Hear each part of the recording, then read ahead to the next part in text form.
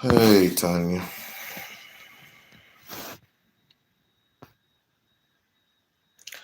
I didn't feel like streaming today, but I did. I did not feel like streaming today, but I did. I'm going to do this. I'm going to do what it do. And that is about it for 2025. It is already 2026. The moment Christmas leaves the building. We-On-Loc Nation here. We-On-Loc Nation. I'm just going to do a couple of reviews. On my journey in YouTube world. It's been nothing but the same smoke for Jasmine Crockett as far as her looks, her determination, her politics, even though she just announced weeks ago, it's been weeks, that she is running for U.S. Senate. And oh, by the way, before I get started, do excuse the yawning.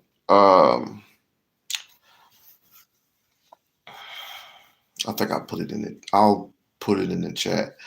Go ahead and sign the petition for Jasmine Crockett to become U.S. Senator by going to change.org/Jasmine swear Jasmine Crockett for U.S. Senate, and I will put it in the description box.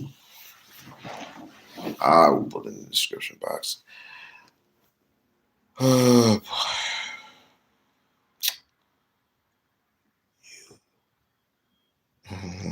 Locked world humanity as a box gift for full of money from non-profit organization donation wants to meet with Jasmine Crockett December 31st in her office. Oh, okay. Okay.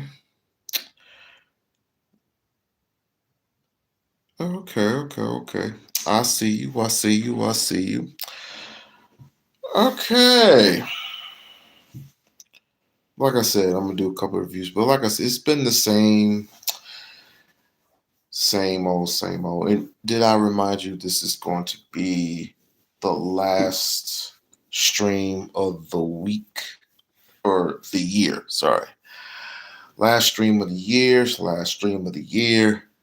So come on in.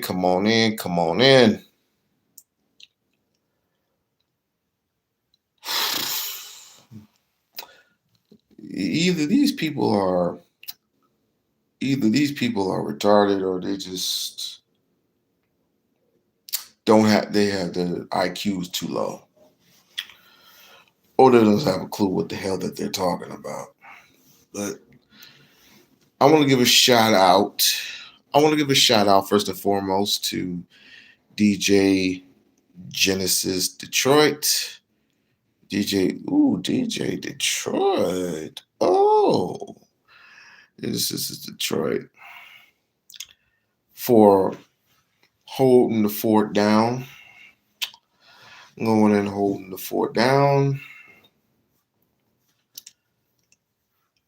She did a couple of things on Jasmine Crockett, but I ended up catching her doing a live stream on FBAs and stuff like that, which I'm not going to get into because, as far as I know, motherfuckers like to blame shit on Jasmine Crockett as if she can make decisions right now. If you would like to do some further research into her life, I suggest you start Googling. I mean, Google's your best friend. We already talked about the whole Israel thing. We don't need to get into that. How she doesn't take a dime from Apex and stuff like that.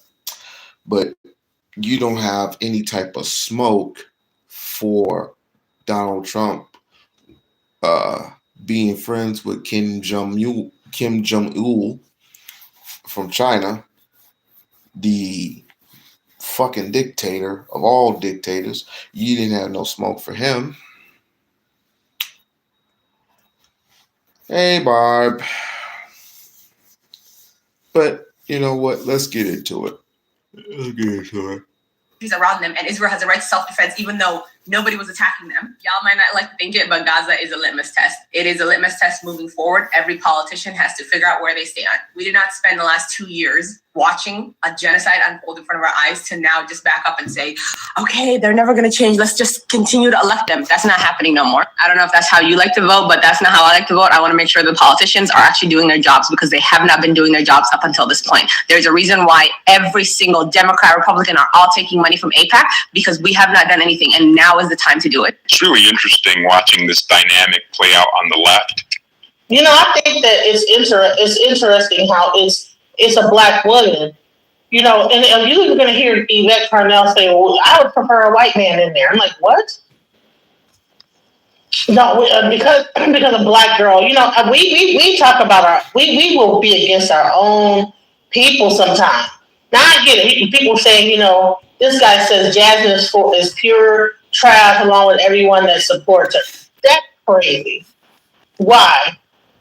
Because she speaks out. Oh, if she gets on stage, she's gonna speak out more and have more power to speak out. Is that what it is? I'm proud of her for having the balls to step up and do something. You gotta give her power away to the Republicans to say, oh, she's just doing it because of her own ego. That's crazy. Because it's a pretty similar dynamic on the right. The under 50-year-old right has completely soured on Israel. So is the left, but for completely different reasons. The left because they're folks humanitarians, and the right because they're leaning towards American non-interventionism. But what's different is that the establishment on the Democrat Party stoked up these people in the last few years, and now they're getting bit in the butt by them. This is a glorious thing that's happening to someone like Jasmine Crockett. So, like I said, these all TikTok reviews. I'm not gonna go into each and every single last one of them. There is one particular one I want to look at.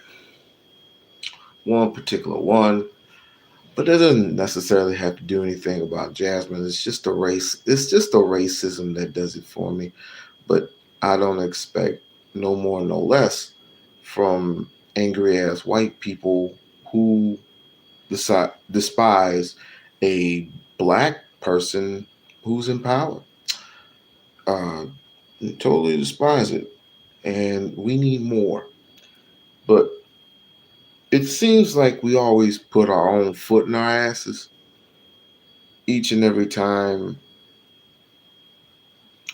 It's how do I say it? It's a woman who is leading charge. I mean, we'll just keep shooting ourselves in the own foot. We just need to accept what is, and that is, if a woman is in charge of some shit, then just let it be.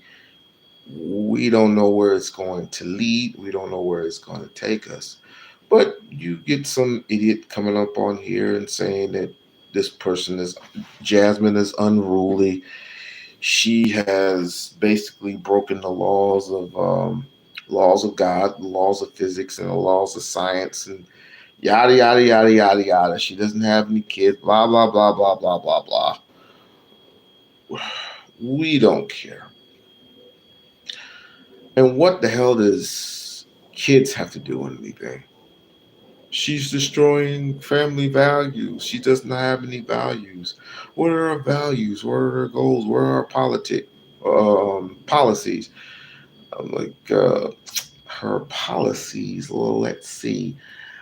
Maybe if you wait a while, like I said, she just announced that she is running for U.S. Senate.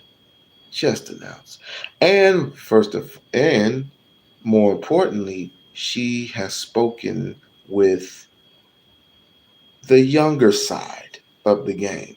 And remember, things are growing much, much faster. So when in terms of, you know, people getting smarter, people not knowing to touch that button when it comes to the polls versus sitting on the couch and not doing anything at all, that's not smart. So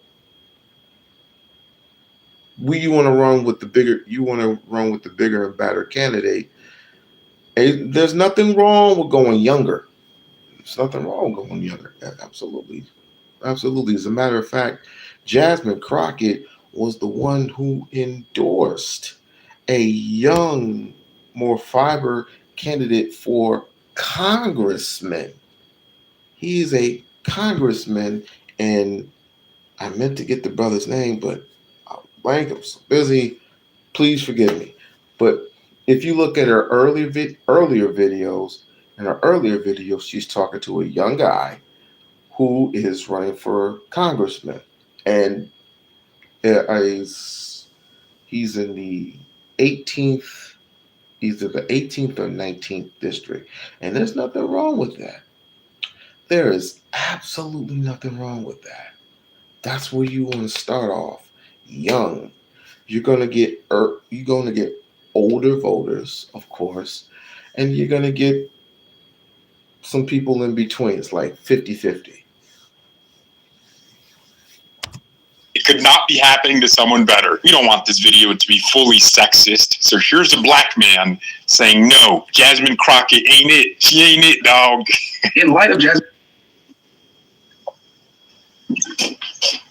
If I'm speaking on the context of behavior, on why to let her run, if I was the opposition, I'm thinking in war. And the first thing in war you would need for your opposition to be unsuccessful, first of all, you want her to win. How come? She's unlikable towards her own party. She can never flip other people in my party to become one of her. She may not be able to flip, or we don't know the outcomes of that. But for the simple fact that there are people who are in the Republican Party or have already left, vis-a-vis Marjorie Taylor Greene, already left.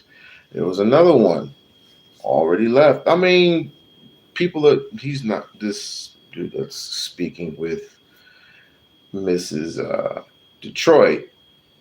He's not either. He's hiding in front of a rock.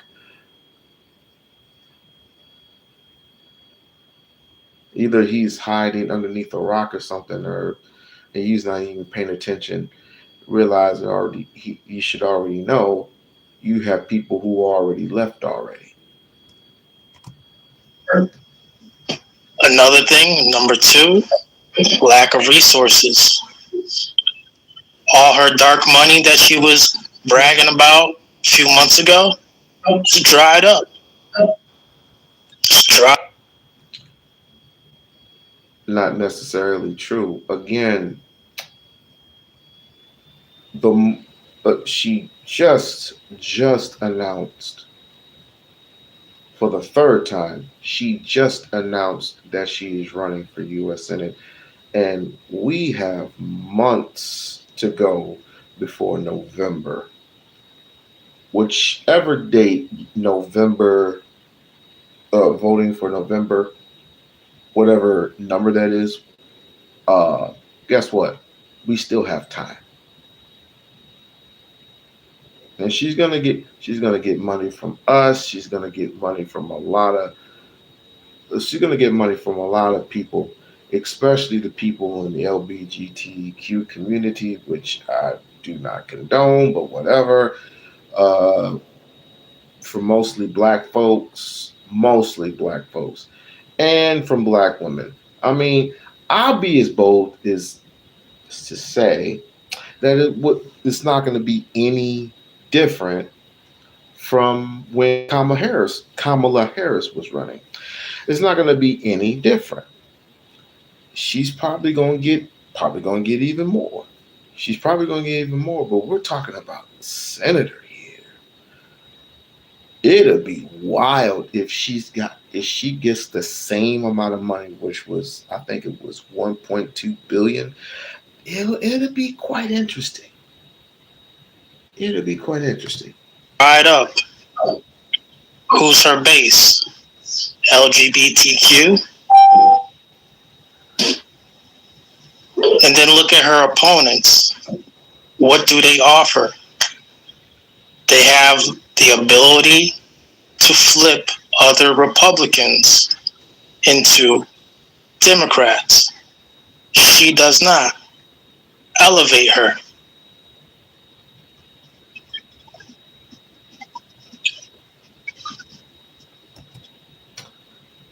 Is this guy a Trump supporter?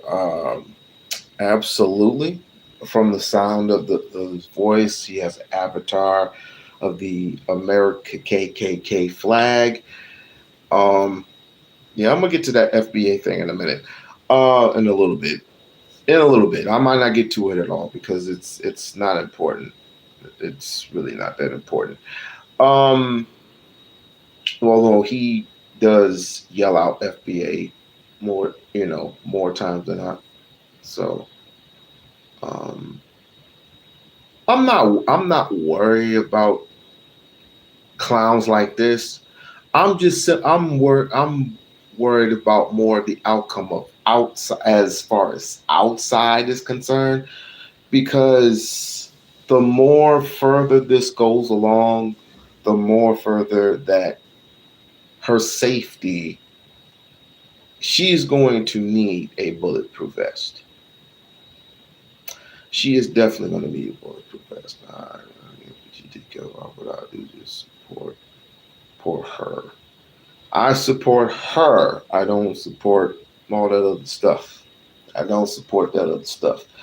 But immigration reform, I do support that for the single fact that we're not just talking about Hispanics. We're talking about Haitians, Jamaicans, Africans, and so on and so forth, which in terms of FBA, phony Black Americans, these MFers really contradict themselves. I mean, they are shit starters when it comes to bullying. They don't realize that you have immigrants in your family. You just don't announce them. I myself have immigrants in my family. Everyone I know has immigrants in their family.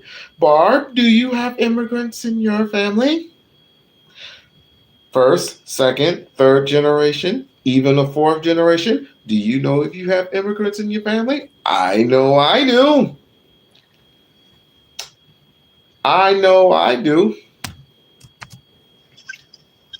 FBA shit.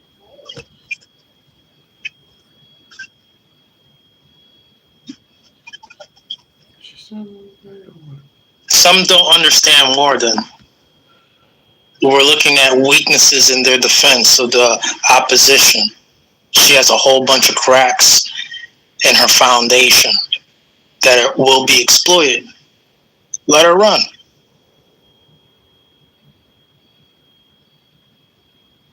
You not to vote for Jasmine Crockett, and Jasmine Crockett is not a revolutionary and she's not the one, she's a corporate Democrat, don't live in Texas either.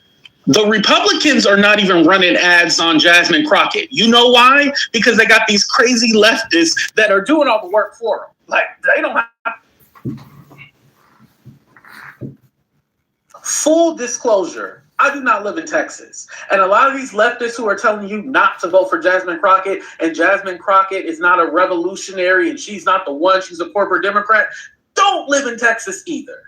The Republicans are not even running ads on Jasmine Crockett. You know why? Because they got these crazy leftists that are doing all the work for them. Like, they don't have to do anything.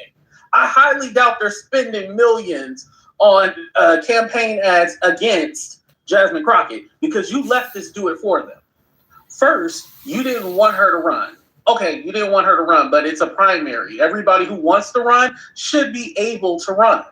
Oh, James Tallarico is the best choice. Okay, well, if he's the best choice, he will win. He will beat her. So what's the problem?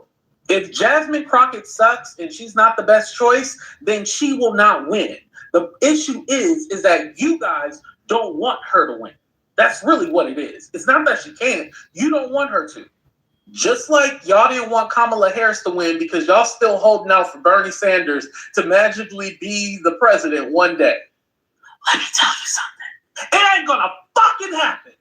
Notice I didn't bring up Gaza. You know why? Because y'all don't give a damn about Gaza. Stop all that. Oh, she supports Israel. She doesn't accept AIPAC money. And now y'all trying to say, oh, well, she went on a trip to Israel. Yeah, she went on a trip in August of 2023. This was before the attack on October 7th. So y'all tried that. Y'all trying to spin misinformation on purpose. Not misinformation, misleading. That's what I meant to say. But you get my point. AIPAC only gives to congressional candidates. And then y'all use the excuse like, oh, well, they get money from Israel through other channels like this and that. And like J Street is one of them, right? But J Street has called for a ceasefire. So are we just saying that any money that comes from anyone Jewish is bad, even though there's Jewish people in America? Like, how far do we take it? But she also voted yes on the bill that gave money to Israel. Yes, Israel was included in that vote. However, it also gave humanitarian aid to Gaza. Because, yes, I've seen that whole clip from Rogue DNC, that page on Instagram. I've seen that clip, but they didn't play the whole thing where she actually broke it down that she voted no twice. And then on the third vote, she voted yes.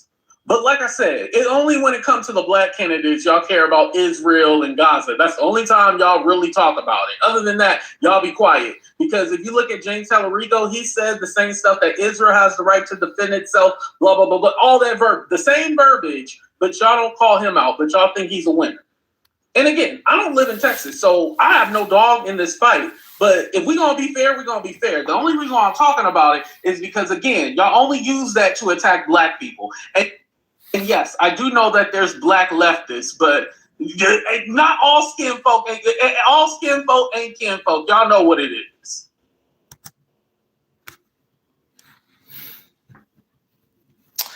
The brother was absolutely correct. Absolutely correct. In his soliloquy, he was absolutely 100% spot on. Absolutely 100% spot on. But it's going to continue to be a trend, especially to these bots who keep coming in. This is what America is, full of racism and bots. Racism and bots. He had me until he said black leftist. I had to let him. I'll let him slide on that one. I had to let him slide on that. Let him slide, Barb.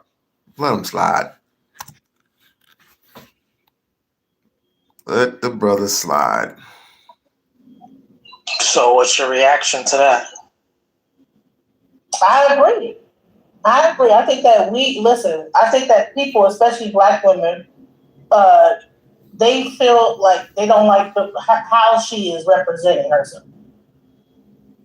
Just like, a person could be like at the Olympics and don't have their hair done, and you'll see a bunch of black women talking about how come her hair, Simone Biles, she's winning gold medals after gold medals, but then her hair ain't looking the best. And then you hear a bunch of black women getting on TikTok trying to say something.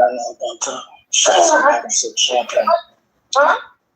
I don't know about all that, but Simone's a certified champion. She's solidified. Right. So, anyways, but Jasmine Crockett she's in Congress. Yeah, she's not solidified. What makes her not solidified? She's not solidified to even compare what people on Twitter were doing with their fake bot accounts from India and other places about Simone Biles. Come on, Simone Biles. There's a big difference. They're not even on the same level of success. Simone is in the history books already.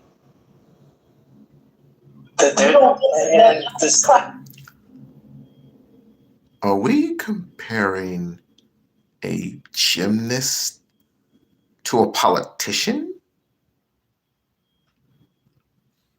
Why are we comparing a gymnast to a politician? I just... That's a wild analogy.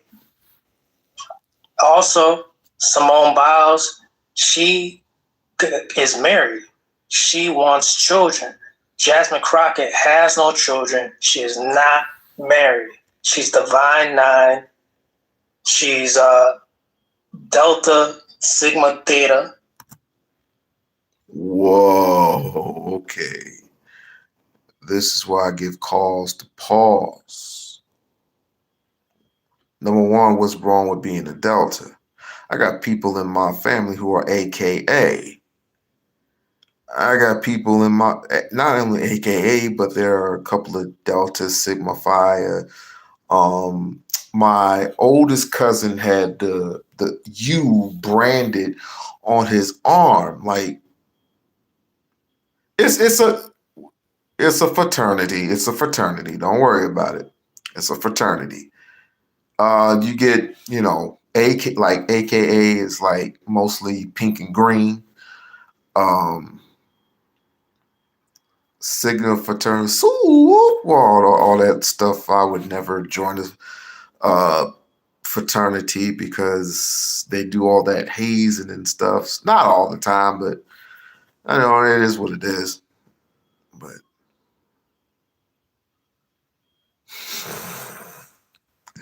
don't start in the chat, please. Don't start. She's pro-abortion. She's against creation. She didn't say she wasn't. She did not say she was against creation, even though she is pro-abortion. She is. I'm pro-abortion / pro-life. Let me explain what I mean. Well, mostly pro-life, because number one, I have my children. I have my children. I'm not getting any. I'm not having any more. But let me explain what I mean. I do not condone certain types of abortions unless the woman is being great. I said this before.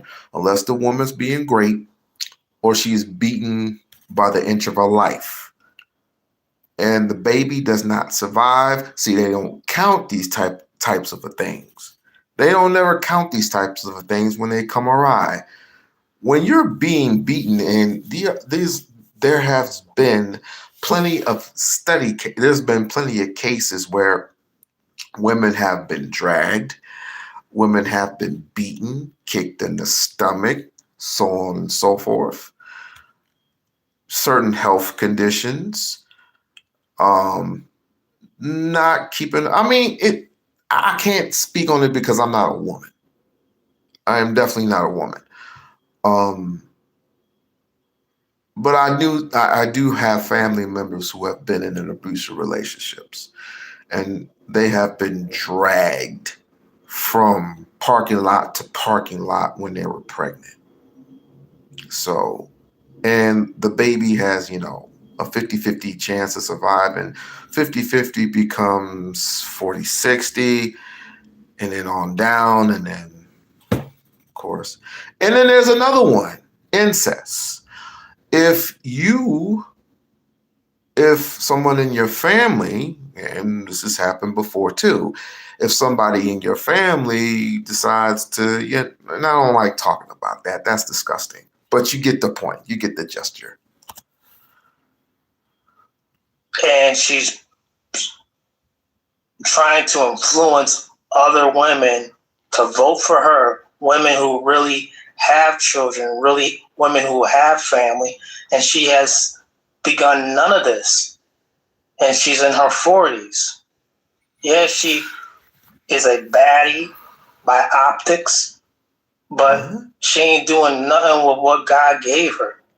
She's not trying to produce, reproduce. She's not trying to multiply. She's not about American family. She's about immigrants. She's not about American families, but she's fighting like hell to try to get the resources to get these people something to eat. That makes no sense. And social justice programs. She's a Marxist. She's a radical leftist. She's not married. She has no black. Oh, I hit the wrong button. My bad. And another, if you're being called a radical, that just means black. That's all that means. That's all that means.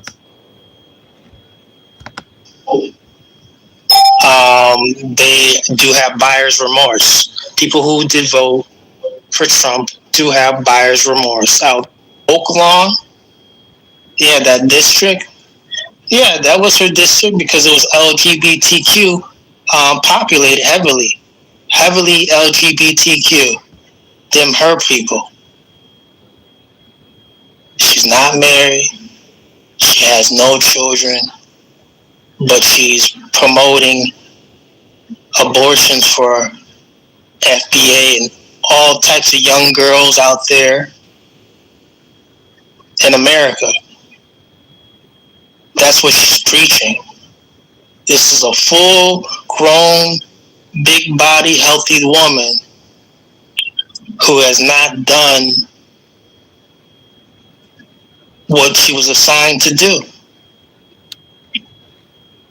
Reproduce and multiply. How many in the chat think that last little couple of comments, and I apologize for skipping, but it's more than enough to say to a person, shut the, you know what I'm saying? But it's more than enough. But how many people in the chat think that's red pill rhetoric coming from this guy? Put a 1 in the chat if you think that's some red pill that's some red pill nonsense. Or not. I mean, I could be wrong. Fruitful multiply. But she's advocating our young American women to go to Planned Parenthood. That's what she's running on. While these illegal immigrants, they're out here overpopulating, invading, usurping our American resources. How you feel about that, America? I know you woke up, but here's some more water in the face.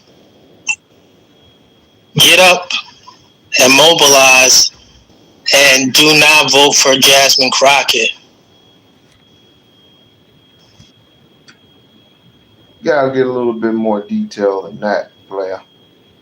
You gotta give a little bit more detail than that. So for number one, her strongest sponsors would be, well, let's talk about the genders. Women. Her strongest allies would be women. Black women, Hispanic women, and a few white women here and there. A few white women.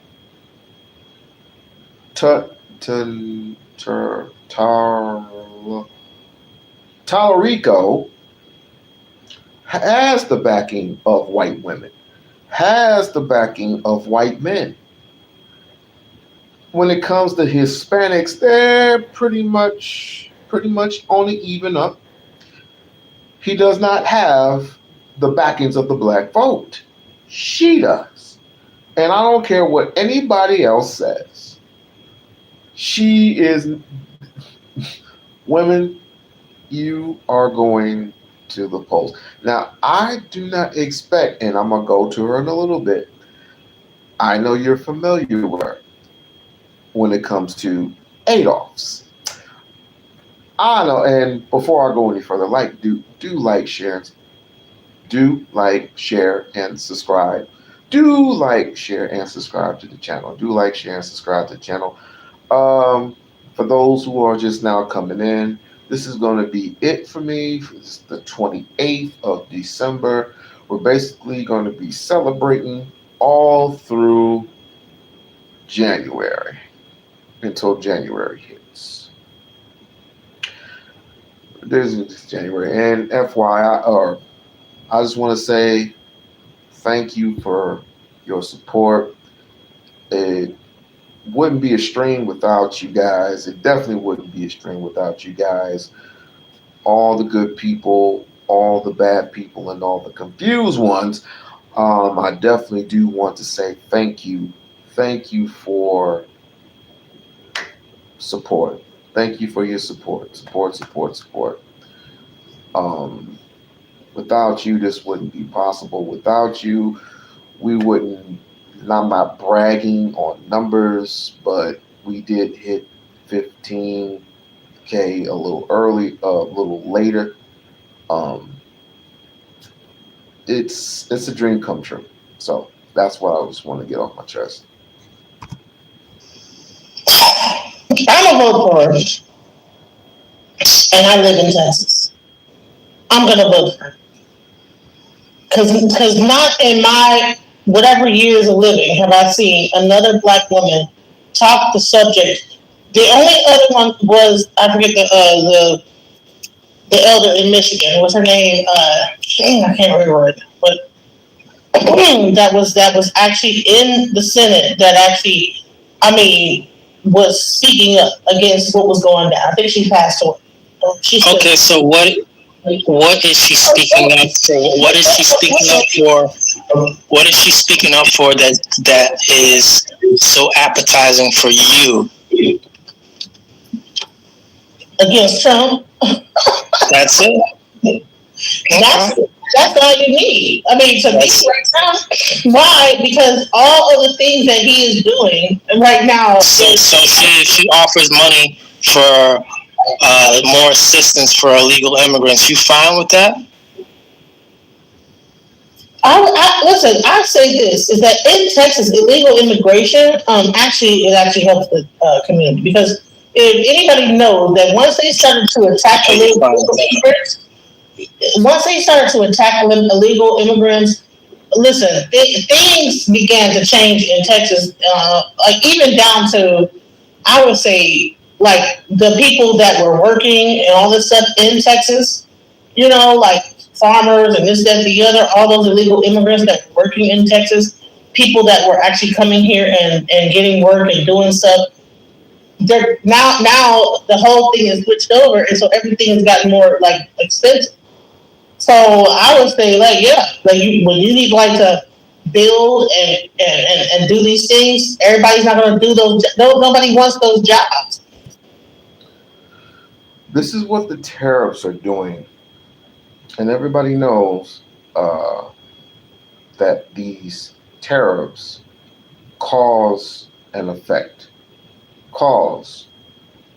You bring the product in, and you have to pay a certain amount of money to bring the product from different countries, so on and so forth, like Canada, Brazil, so on and so forth, right?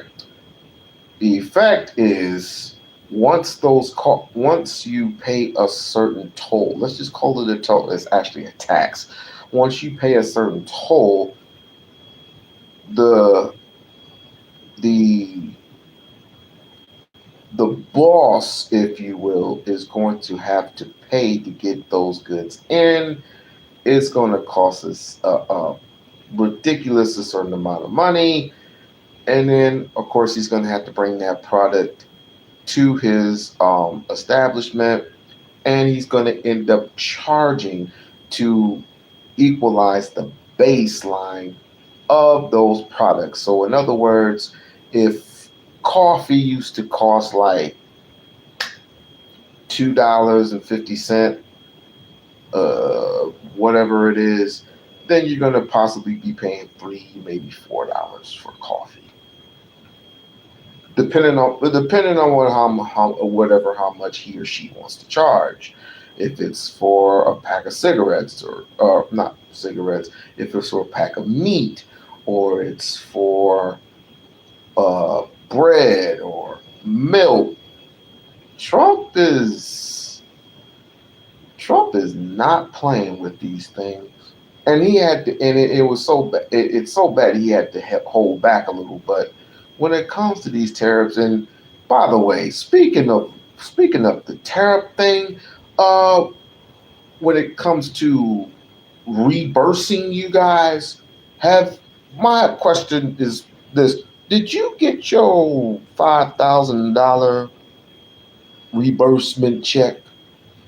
Did Black America get their 5,000 yet? I'll wait. Did Black America get their $2,000? First it was 5,000, then it was 2,000. I went into my mailbox and I looked in there and I looked. Ain't no. I ain't get my 2,000. I ain't get the check. We can. I mean, we definitely need it. Did y'all get y'all checks? I just wondered. Remember when he told the military? He told the military straight up. It's like, I'm going to give you what was it? $1,400, basically $1,400, which is sort of like ridiculous to me, but whatever. Did they get their military check? Did they get their checks? I get my own check. I'm not a slave. That's not the point. If the government decides to issue you a check, you're gonna receive it, whether you want it or not. That's not my question. My question to you is, did you receive a check in the mail from Mr. Donald Trump himself? It was $1,700. Did they get their $1,700? Did the military get their $1,700? That's what the hell I thought. So there's people that will take those jobs. So it's all a farce, and I could tell you and I'm not a libertarian, but I can put in a clip of a libertarian, a owner of his own comic book. I could tell you that how he's going to pay this money through the tariffs is a real farce and a real fantasy.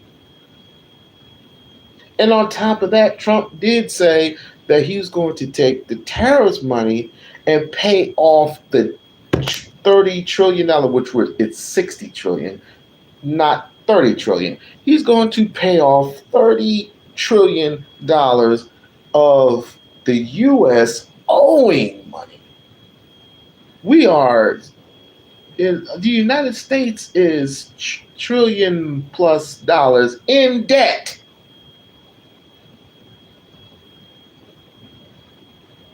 And you're going to use the tariff money to reimburse families. Does that include Black families? Better. But if that's the case, and depending on how much the tariffs are going to generate, question, how are you going to get reparations? I know it wasn't going to be in money. How are you going to get that? FBAs, if you're in there, how the hell are you going to get reparations? From who? And through what? Y'all want to stop clowning. The only way you're going to get reparations is through blood. I'm trying to tell you. I'm trying to tell you, but you don't want to sacrifice nothing. All you want to do is be a bunch of bullies. That's all you want to be. A bunch of bullies. But guess what? The bully can bite back. So when it comes down to infrastructure and building up, and those building projects, those are the ones that are going to take those jobs.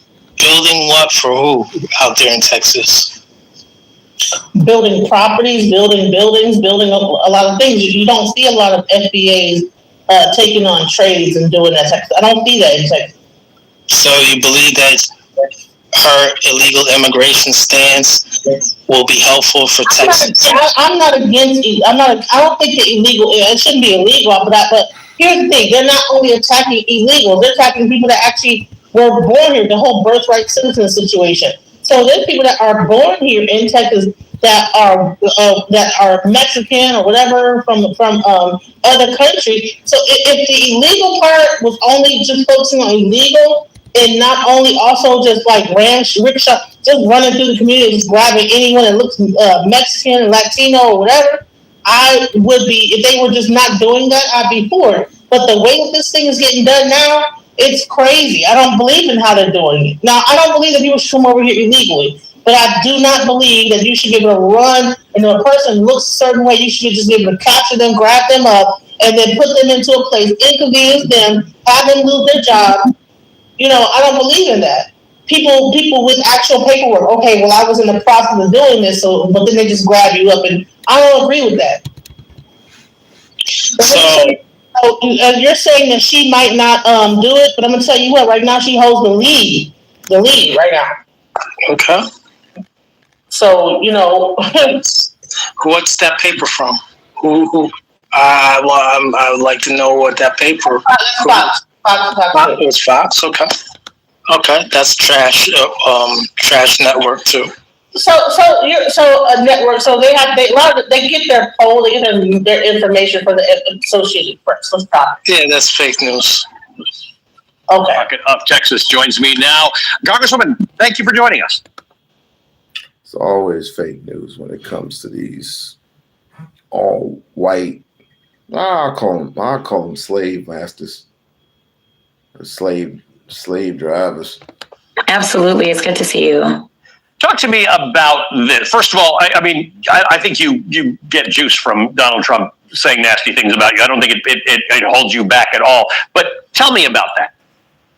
Yeah, so a couple of things. Number one, I wanted to set the tone that this would not be a normal election. I mean, we can continue to do the same things over and over, but obviously I believe that we'll get the same result. And so from the moment that we started this campaign, we wanted to do that. Also, this is a seat on the federal level, and it is clear that the president himself is concerned about me. And so we wanted to go ahead and play into that because ultimately we need to make sure that we send the strongest fighter for Texans to DC. And it is clear that even the president is concerned. We got to know each other when you were in the Texas legislature. Now you're going to be probably running against James Tallarico. What do you make of that? What's your relationship with him, and how does this campaign look? Yeah, so obviously we served in the Texas House together, so I know James, just like I know Colin, who was also in this. What's good, everybody? I hope you're doing well. And today, I think that this is about who has the ability and the track record as it relates to federal record, right? We need to make sure in these unprecedented times that we have someone who can hit the ground running because they've already been doing the work on the federal level. This is about taking my advocacy to the next level. In addition to that, as people know, I was going back and forth about what I was going to do.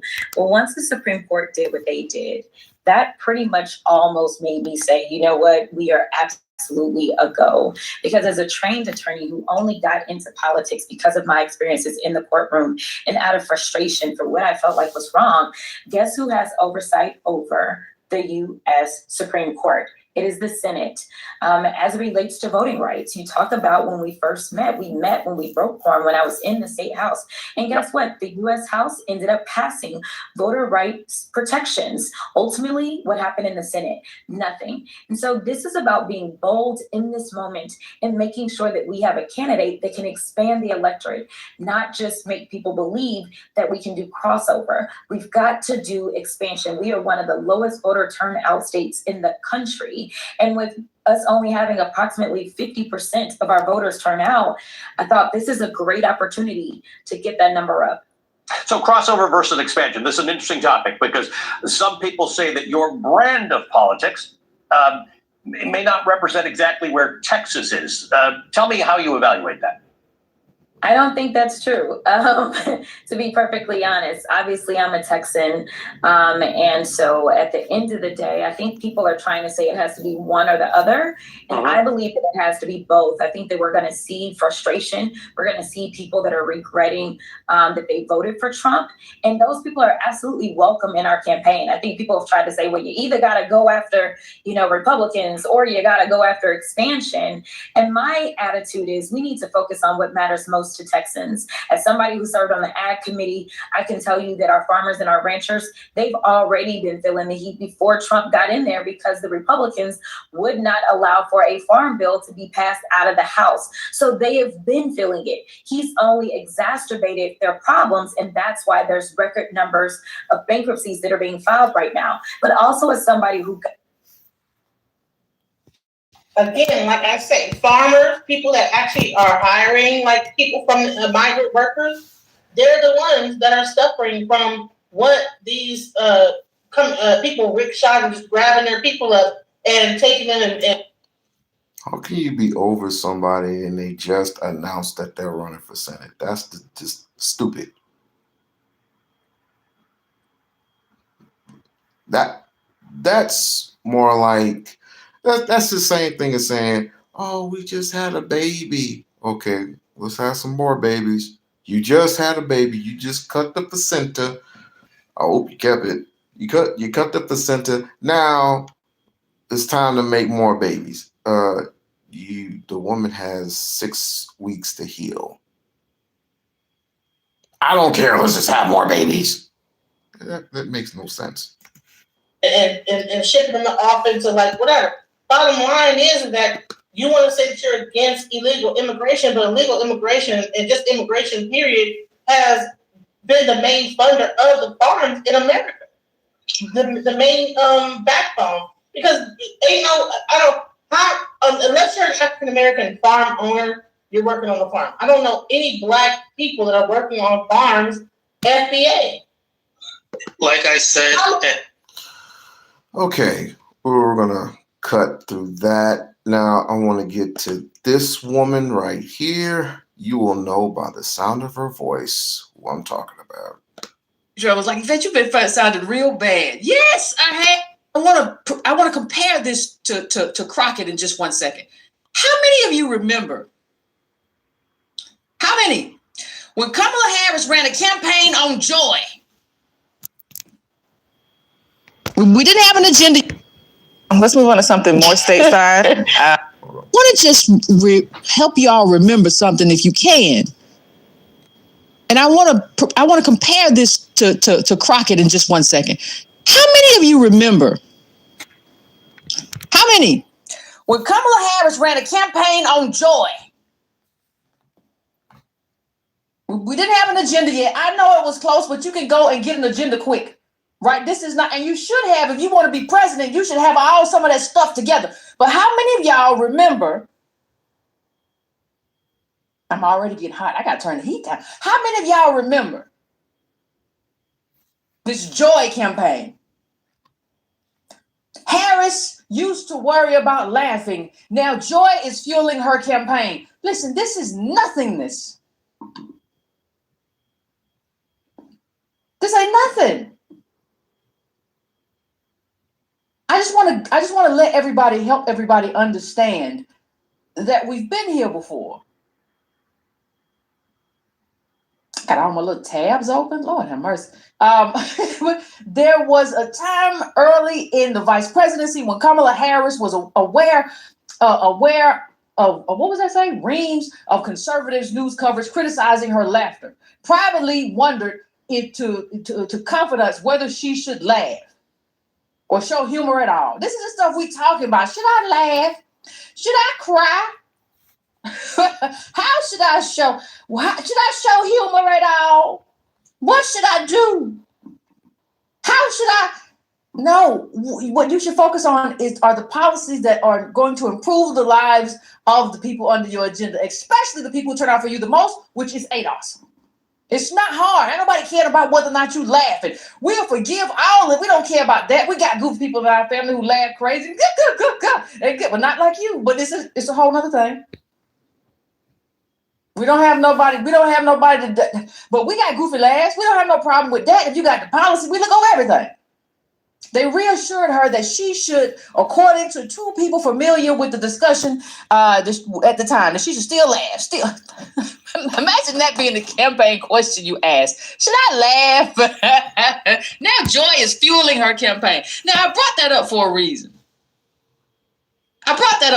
We're just doing some reviews. Hey, Vaughn, we're just doing some reviewing for the live streaming.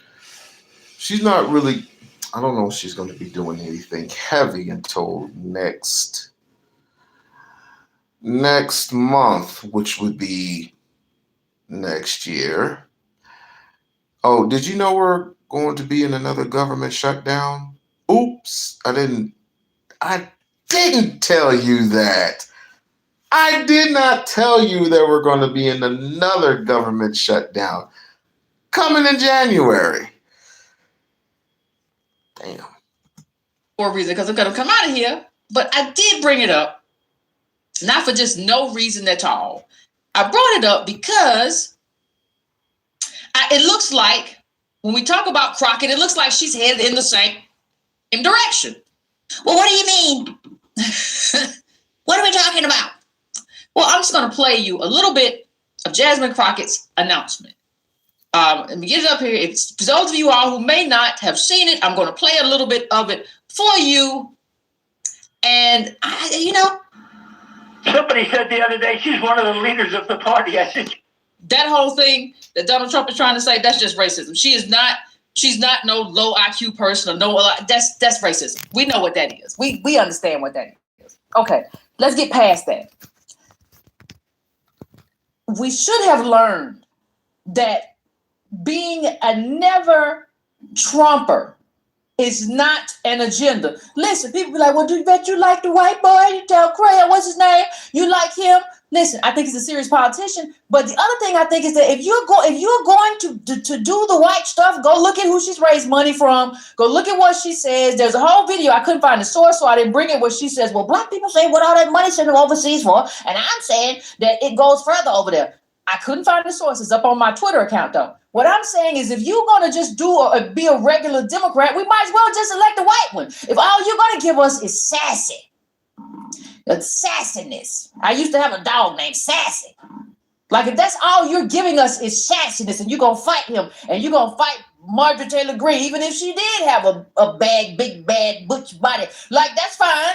But, like, I need somebody who understands, who takes this job seriously and understands that we have to break up wealth. The calcification of wealth is a problem. I need somebody who understands that, right? Because you have to break up wealth before you get to reparations. There is no way to reparations without breaking up all this wealth, because these people are hoarding, they're stealing, all the billionaires are running to get all the money and take our jobs. We just saw that Microsoft and Amazon are sending a bunch of money to India. Why? They're investing in the robotics that is going to unemploy you. I need somebody who understands all of that. Now, the little white guy, he seems to understand billionaires. We got to break that up. I don't need somebody. We got to break that up first. I don't need somebody who is just going to go to Jamal Bryant's church and talk about Marjorie Taylor Greene, wasn't going to talk about me.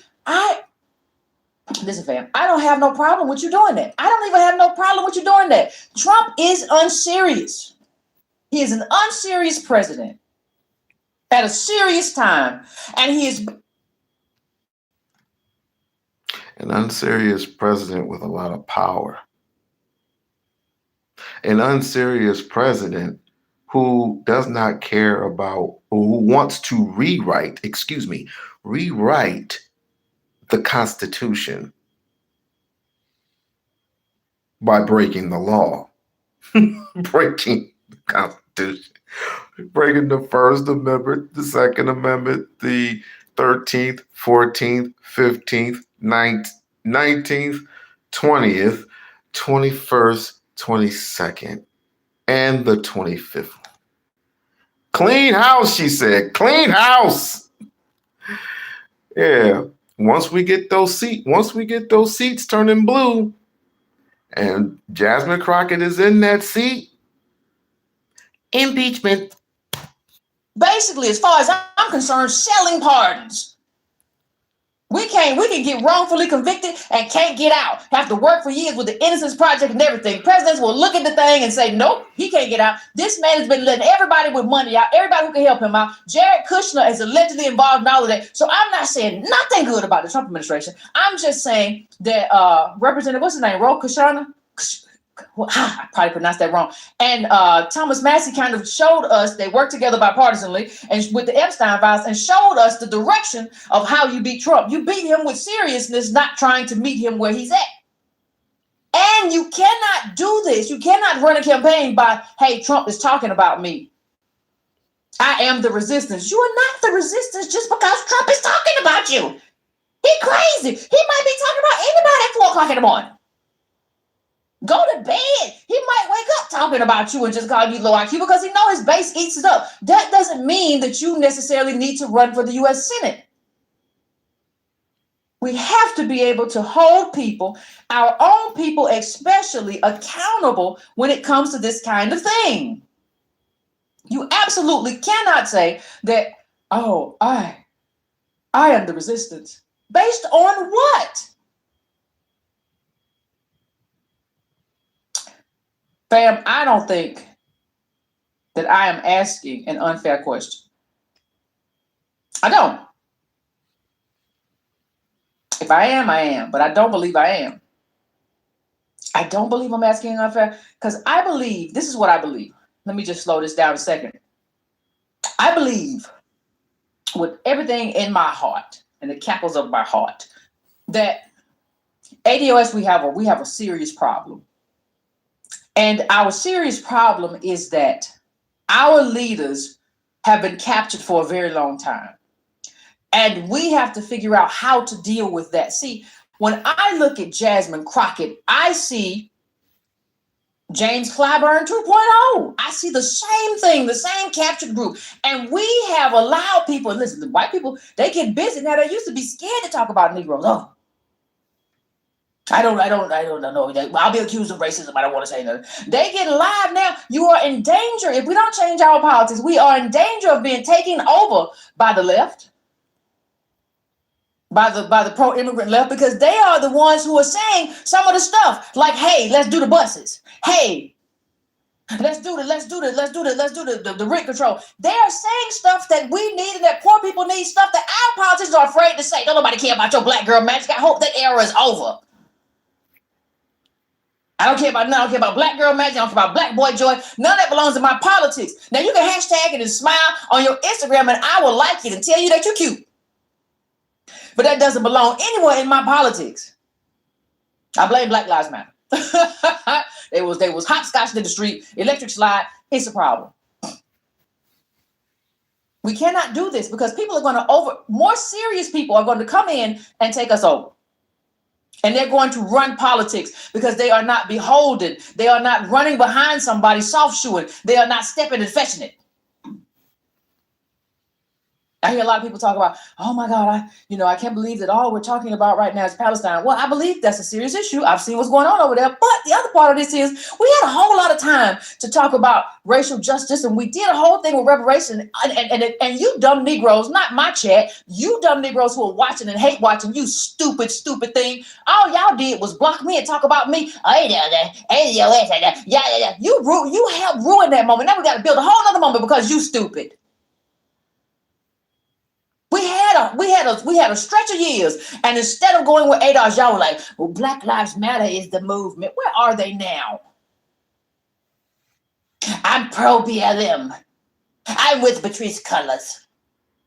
Those ladies have worked. Where is Patrice Cullors? What the other one is? What's the other one's name? What's her name? Garza, and the other one who didn't even want. I want to write plays. I would want to do this. I don't know why I'm seen as a Black Lives Matter girl. Where are they now? Y'all was all running around. So there was a whole period where we really there was a moment. And y'all didn't do nothing Y'all didn't do nothing but throw water on the fire that we're creating, even though the fire was built to warm you and your bow-legged grandmama. It was built for you. It wasn't built for them because you didn't understand enough. You didn't come and try to figure out nothing. You just assumed, oh, this is MAGA. That's what you stupid. You deserve everything bad that's coming to you. I hope you have the day you deserve tomorrow and next week and next month and next year, because we had a time. Now we have to build a new time. Now we have to do the thing that we could have done in 2019. We got to do it in 2026. And you got to stay out the way and shut up. That's why I don't want Jasmine Crockett in there. Just put the white boy in there. She ain't doing nothing different. There's nothing transformative. It's all just sassiness. I'm going to be sassy. I'm tired of sassy. I don't want to see sassy no more. I want to see it. I'm tired of it. Like, let me just play this for y'all real quick, too. I'm going to play this for y'all real quick.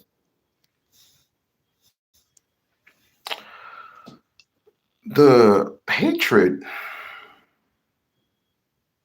and I don't really consider that hatred. I just consider that misunderstanding. The hatred for Jasmine Crockett is surreal. It is very surreal. She just announced that she is running for the U.S. Senate. I gotta look up a couple things while she runs her mouth. So she was on Chris Hayes, and she was talking about how people need a fight or whatever. But let me just play it, and you can hear it for yourself. Don't get me the line.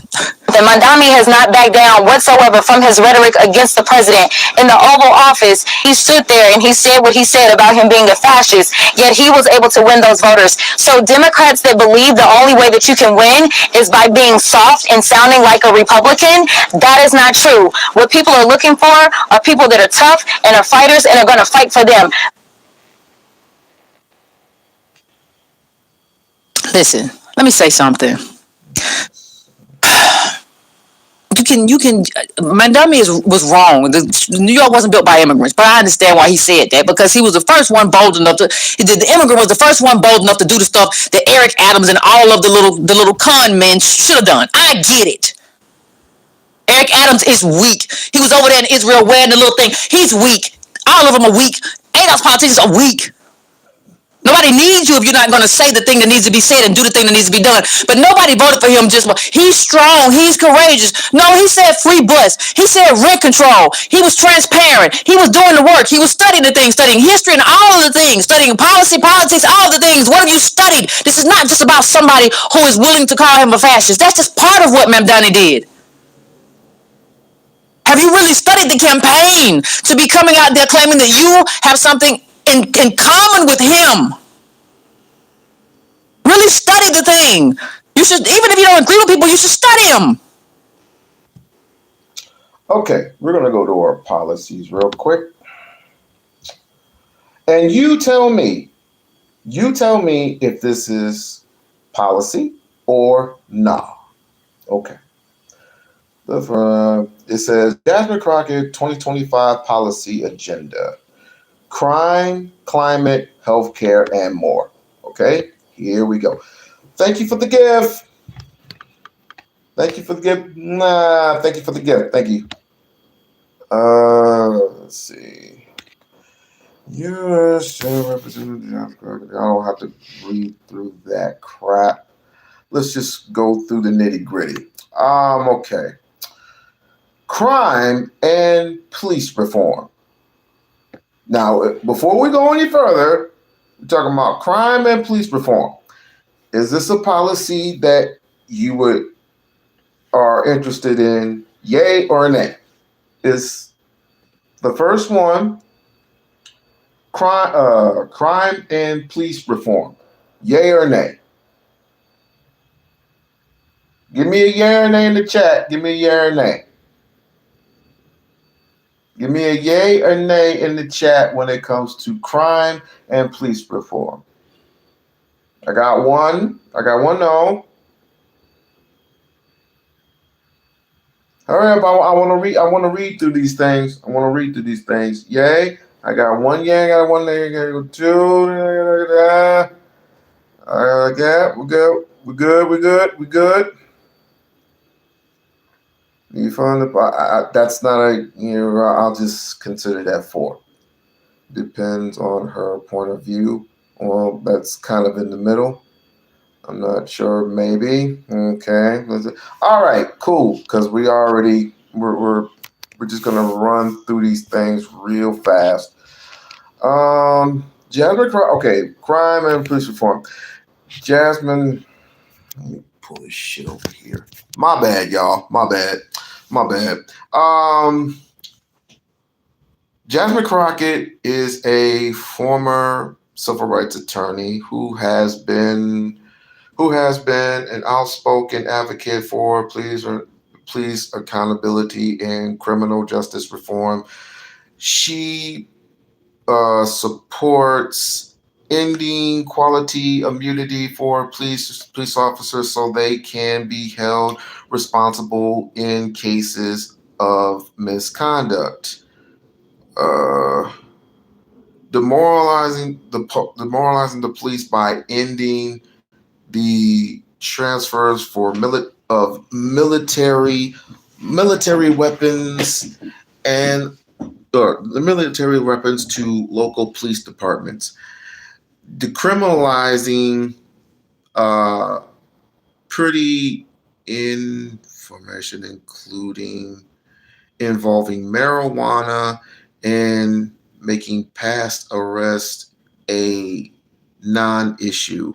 Funding more community policies and social services to avoid over whatever that word is on punishment. Crockett has also called for federal legislation to end racial disparities in sentencing and has been a vocal advocate for the George Floyd Justice and Policy Act. So that's a good thing. Voting rights and democracy reform, we don't want to go through that. We don't want to go through democracy and the voting reform of that. Healthcare is very, very important. Healthcare is very, very important. Crockett is in favor of single payer medical for all, saying healthcare is a human right. She wants to focus on reducing the cost of prescription drugs and enabling Medicare to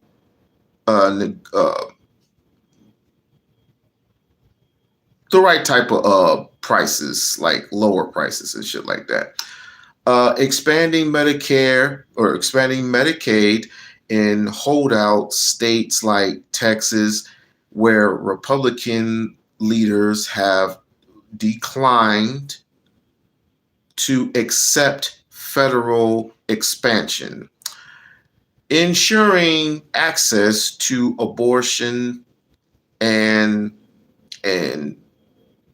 something Roe v. versus Wade in federal law after it was overturned in 2022. She has also called for an additional mental health funding for federal health care resources for marginalized communities. Immigration. Who wants to hear about immigration? I don't want to hear about immigration. What you got? So let me tell you the rest real quick. You got immigration, climate change and environment justice, foreign policy, and that is about it. So it's not like she does not have policies. She does have policies, but not in the type of policies that certain black people want to hear. not the certain type of policies that Black people want to hear. They want to hear reparations, reparations, reparations. We're going to get reparations, reparations, reparations. We want reparations in the form of money. You're not going to get it.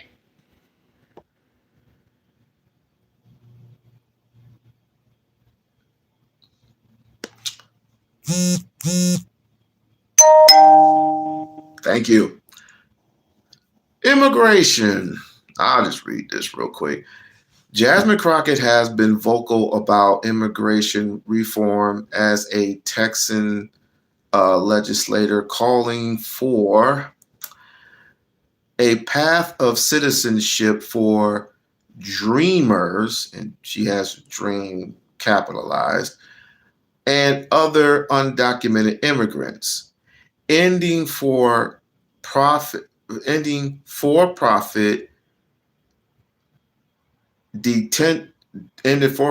detention centers and overhauling conditions at border facilities. More legal immigrants is needed to be let me read that again. More legal immigration is needed to address labor shortages, standing against the evils being fueled on our borderlands, including quote unquote not limited to the notorious SB4 laws. SB4, I never heard of that one. But anyway, SB4 laws in Texas, enabling state police to arrest individuals for suspended undocumented statuses. She has called for board immigration reform, but has recasted it by the Biden administration for preserving certain Trump border policies.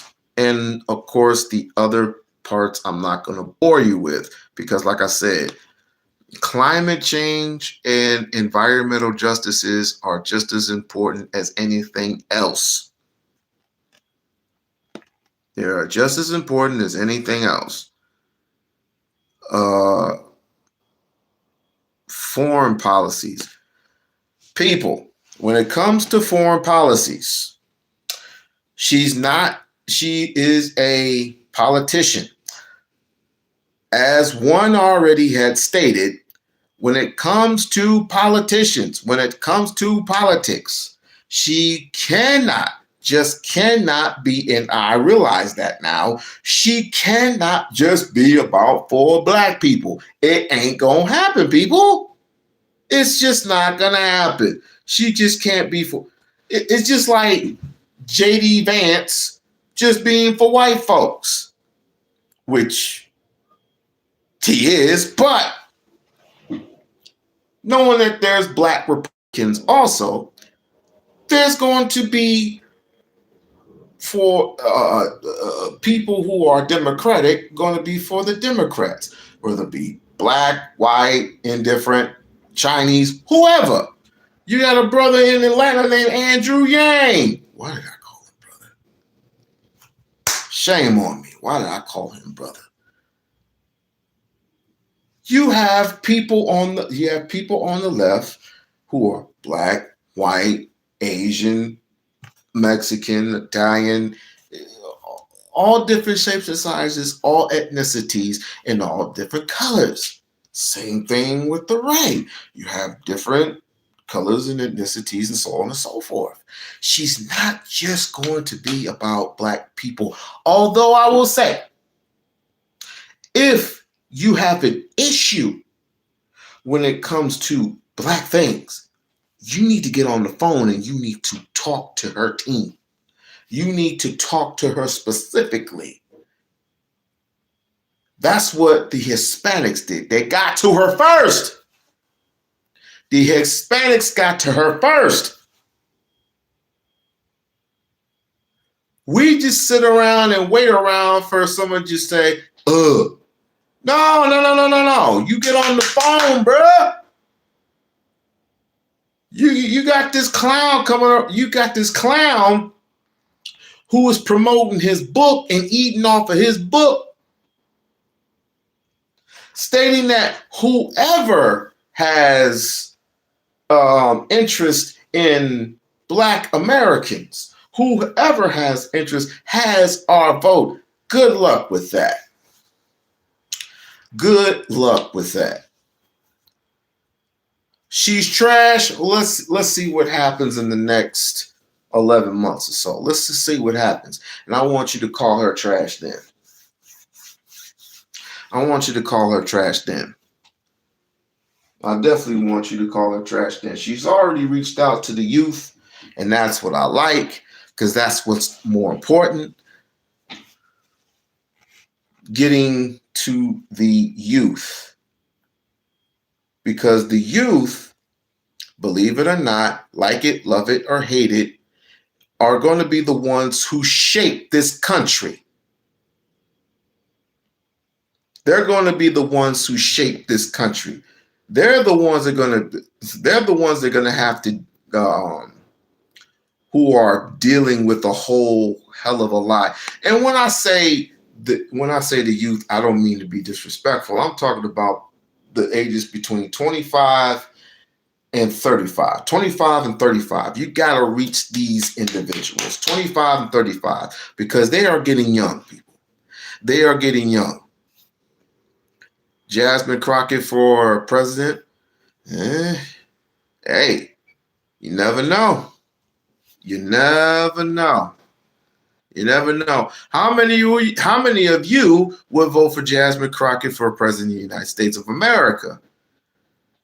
This is just hearsay. How many of you would vote for Jasmine Crockett for U.S. Senate? Put a 1 in the chat. Put a 1 in the chat if you would vote for her for president of the United States.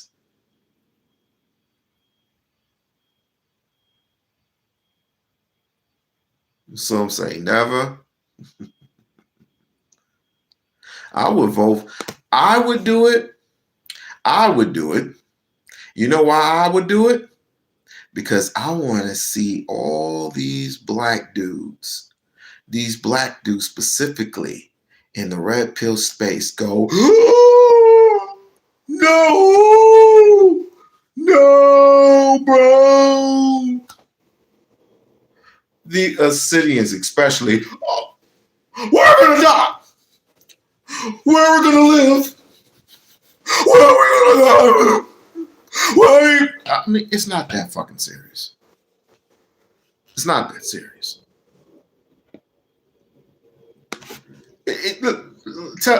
No fucking lie. I mean, tell the truth. Tell the freaking truth, dude. When you see the back of that there, I'm trying to be respectful here, but if you see the back of that there, you're gonna be like, all right, I'll give her a shot. And when she gives you a hug, she's squeezing. All right, let's leave it there. All right, cool. Because it's in one of my shorts. It's in one of my shorts. That got more views. And I was just listening to her speak. This is the honest to God. Barb, this is the honest to God truth coming from me. I was hearing her speech, right? Carrie, this is the honest to God truth. I swear you not on the Bible. I swear on it. This is the honest to God truth. When you can go to my shorts, when she's in all black and she is basically making her speech, she's making her own, whatever. I get more comments in the comment section talking about, That was not my intention. That was not my intention at all. Especially when she has her back turned and all you can see is a That's all you see. That's not my intention. That wasn't my intention. Because it's a simple fact. She's talking, if you look around her, if you look around the audience of who she's speaking to, no. I swear to you not. Because if you look around the audience, and I was paying attention more to the audience than the back of her ass, it was white folks, Hispanics, and a few blacks here and there. She was talking to mostly women. In the short. It's in the short. You're gonna have to look for it.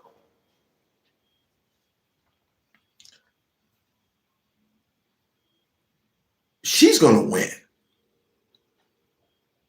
She is going to win, and I'm not saying that it's not going to be a dogfight when it comes to the general, because she's going to win the primary, but when it comes to the general, I mean, it's going to take a lot of that.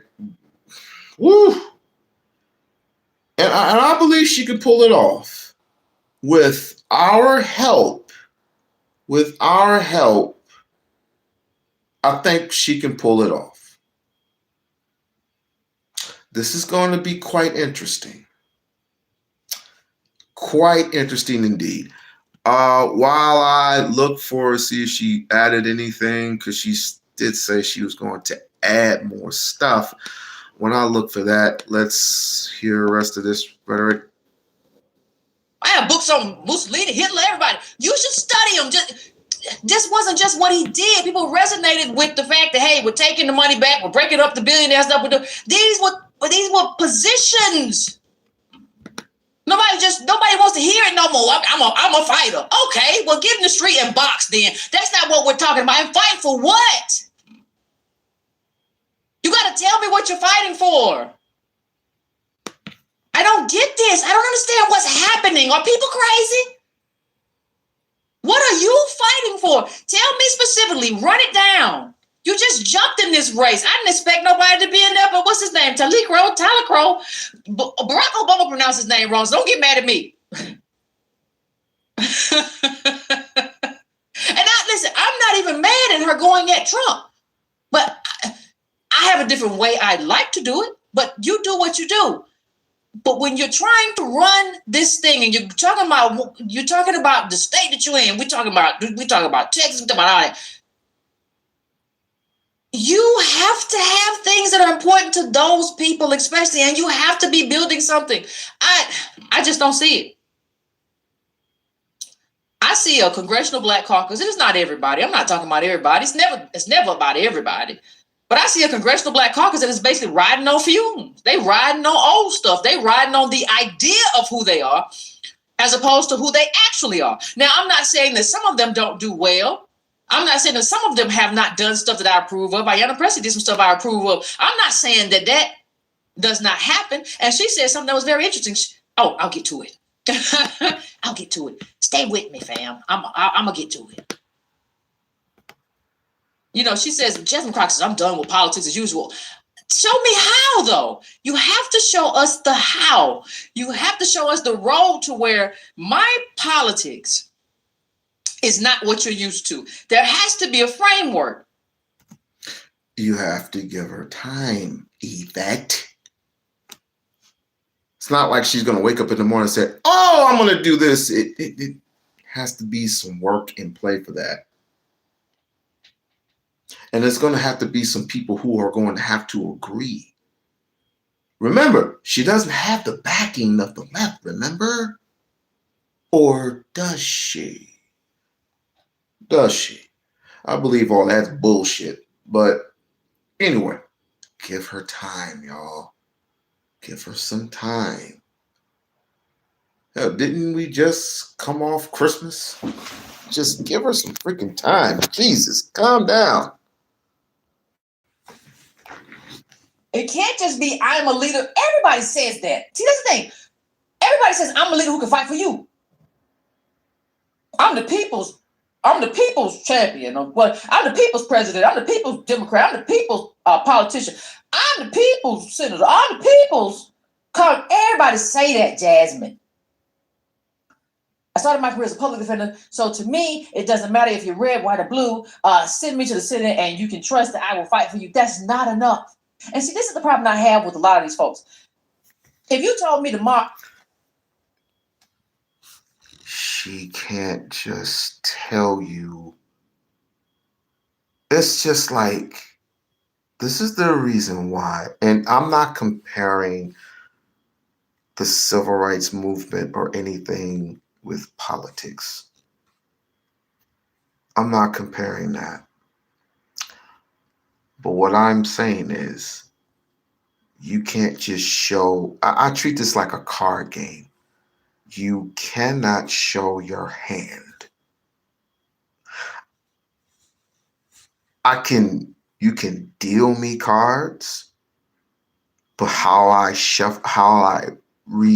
not shuffle them, but how I rearrange my cards, I can't just tell you what I have. It's not how that works. That's not how that shit works. Stop. Just stop. If aliens came down, they said they done seen them. They say they out there. I don't know. The pilot's talking about they be flying. But if aliens come out here and tell me, Yvette, you're president tomorrow, go. I can have you a full agenda by midnight. Stop doing the easy thing, which is just to placate these people and to just, well, I'm gonna be there for you. And I don't care if you red, white, or blue. I'm gonna be there for you. Give us the real. I'm in the mood for people with policy chops. Oh shit. Larry, it's been a while. How you doing, buddy? How you doing? If you don't have policy chops, I don't know why we in this thing together. I don't know. I don't know what we're doing, why we here, how we got here. And they said you got played. I'm not sure if that's true, but if you got played, this is embarrassing. An AstroTurf recruitment process, national Republicans propped up Jasmine Crockett to push her into the Senate run. This is what they say. I don't know if the reporting is right. How would I know? But I'm just telling you what they said. Republican Senate campaign arm has actively worked behind the scenes to encourage Representative Jasmine Crockett to jump into the Senate Democratic primary in Texas, believing she will be the easiest opponent to beat. Just a moment ago, there was a grave concern among Republicans about the Senate race where incumbent Senator John Cornyn is running for re-election. Democrats were running two formidable candidates, and Cornyn was caught in the middle of a bruising three-way primary that Republicans were concerned would weaken the eventual nominee. If this is true, this is sad. The National Republican Senatorial Committee put out a poll in July with Crockett's name included, which showed her as the leading Democrat in a hypothetical matchup.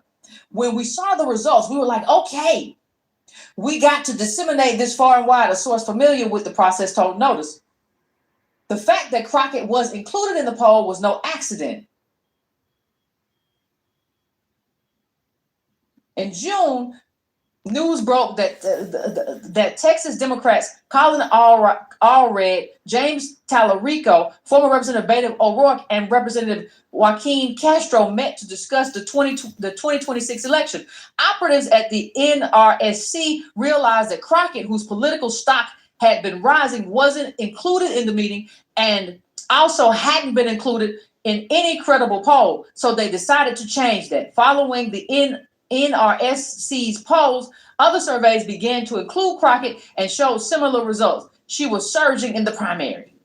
The NRSC then worked to amplify those polls and is taking credit for helping to orchestrate the pile-on of those polling numbers to really drive that news cycle and that narrative that Jasmine Crockett was surging in Texas. They're saying, it's not me, that she was set up. And if you got played to get into this race, you ought to be ashamed of yourself. You ought to be ashamed of yourself. Let me play this. Let me read this. I said play it like I would play a song. Let me play this next ditty for you real quick. Crockett herself even admitted she was encouraged to jump into the race by all the positive polling she was seeing ahead of her announcement. The more I saw the polls, I couldn't ignore the trends that were clear, Crockett said during an announcement. Oh, if this is true, people are getting all kinds of chuckles.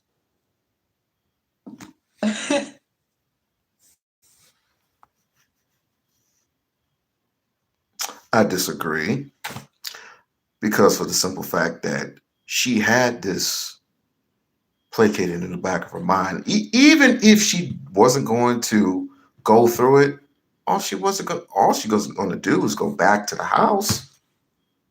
That's it. And get her seat back. What was it? Her 30th district, she was going to get her house, she was going to get her seat back. It was either this or that. Either or. They weren't gonna have a run for president, even though I was gonna campaign for that. I was gonna campaign for that heavy. I was campaigning for that heavy. It's gone now, of course, because somebody, correct me if I'm wrong, somebody already filled that seat up. So she's got to work. And even James Tutorial, whatever his name is, he low-key campaigned for her too. So don't be shocked. Do not be surprised if you get both Jasmine and James working together to get Trump the fuck out of there. Do not be surprised. I'll vote for that shit in a heartbeat. But I want to see my sister can get it. I want to see my sister can get it. But remember, do not forget about the youth. Do not. This is true. People get all kind of chuckle. Woo! Listen, y'all got to stop. Everybody got to stop thinking that melanin equals morality. That's what the CBC kind of banks on. Melanin equals morality. They still riding off King. They still riding off what Jesse Jackson did in the presidential. Y'all got to ride off what you do. And you got to ride off what you support. And you got to ride off the policies that you back. And you got to ride off how disciplined you are as a political person. And you got to ride off what kind of professional you are. Come on now. Ride off what kind of advocacy you have. I don't agree with meeting mediocrity with mediocrity. I don't like it. I'm not in favor. I'm not in favor. Yes, Trump is mediocre, but I'm not. You got to know. That's not my way of doing things. But tell me what you're standing for. Because if you just gonna be the same kind of politician that we've always seen, you just may as well be a milquetoast Democrat liberal that we've always seen. Why in the world would I vote for you, or why would I support your candidacy? Ain't nobody doing none of that stuff no more. We just support you. Well, she's a sister, okay. And if she need a light bill money, I help her. But that doesn't mean I'm going to promote her. This is a promotion. You got to tell me what you did to deserve a promotion. And I think that the voters are not going to promote her. She's going to lose, and they're going to say, oh, nobody likes black women. Or nobody likes ADOS women either. Shocker. Racism exists in America. I am shocked. I am through. I am too through. You got to be kidding me. Now, I will say another thing. I will say a few things, but let me just say this. Y'all know this. Y'all know I've never liked people who misuse our capital, our political capital. My belief has always been that our political capital should be used for us. Meaning what we did in the past, the things that happened to us, slavery, Reconstruction, I don't want nobody to say Mexican is the new black. This is the same thing that happened to the blacks with Reconstruction. I don't know. If you have to build, listen, everybody else out there, I ain't got nothing against you. But you got to build your own movement. You can't keep saying, see, this is just like what happened to the Negroes. You remember? No, I don't remember. I'm not that old, but I don't remember 1865. I don't remember, but I know the history of it. I know that you're not included in the history. So I always have a problem, serious problem, with people who take our history and our wounds and use it on behalf of other people. Now, Jasmine Crockett ain't been here long. She got a lot to learn, and that's fine. Stay over there and learn it. Oh, can't do that now that people done jump to your race. Well, I don't know. Find a job. You an attorney. And I believe you're a bright one. You can do it. You can do it. We believe in you. We believe in you. You can do it. But this is the problem that I have. I'm going to show you in 1 second. Let me find my video.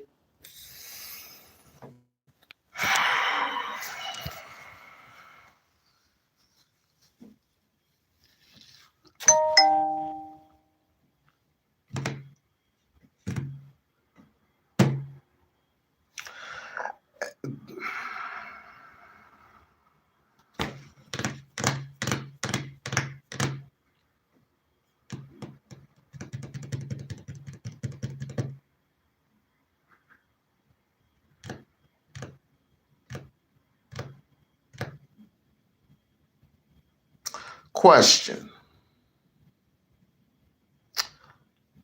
And this is a serious one. Why is it, and I think I know the reason why. I definitely know the reason why. It's because Barack Obama, aka Barry Soweto, spoiled it for you. Yes, he did. He spoiled it for you motherfuckers. He did. He did absolutely, except find not Saddam Hussein, the other person. Osama bin Laden took him out. Woo! Yep. Obama spoiled it for you. I mean, she's gonna get the listen. Jasmine's gonna get the vote no matter what. Yvette Cornell is just talking shit as usual, but I'll guarantee you this: I have a little bit more respect for her than I would do Tariq Nasheed. Which Tariq Nasheed, he's a hustler. I'm just gonna say that. Soros, I don't know. No fucking Soros.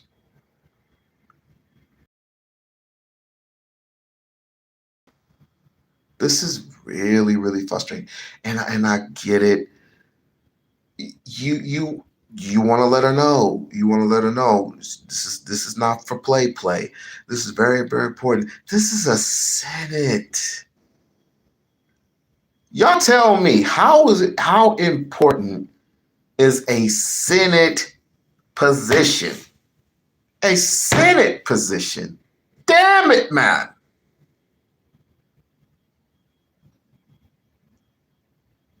It's not like she's running for president of the United States of America.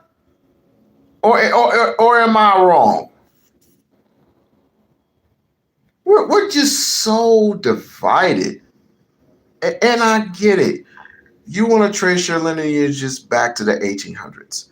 Then there's this thing that, we've been enslaved for far too long, and we want to get that repair money. I get that part too. I really, really do. But this is fucking frustrating.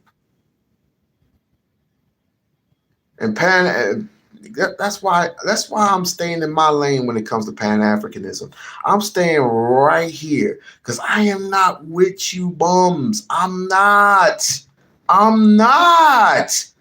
This is irritating because this is what's gonna happen.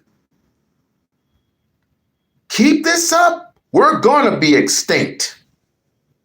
Mark my words. With the technology growing and possibly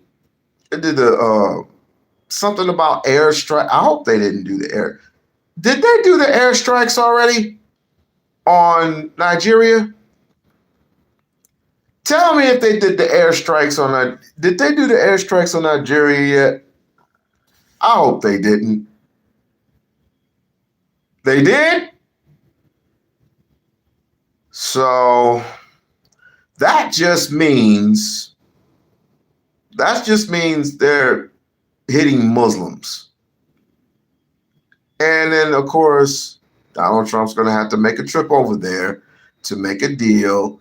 And then a little later on, this is going to affect possibly Burkina Faso.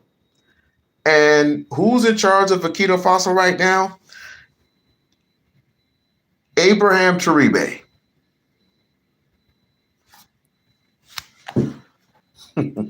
Y'all think I'm playing with this shit. Now, I'm going to play another clip. Like them, love them, hate them. Don't matter. Like them, love them, hate them. It does not matter. Does not matter, people. I want you to put away your biases. Just put them away. Put away your biases real quick. Put away your biases, people.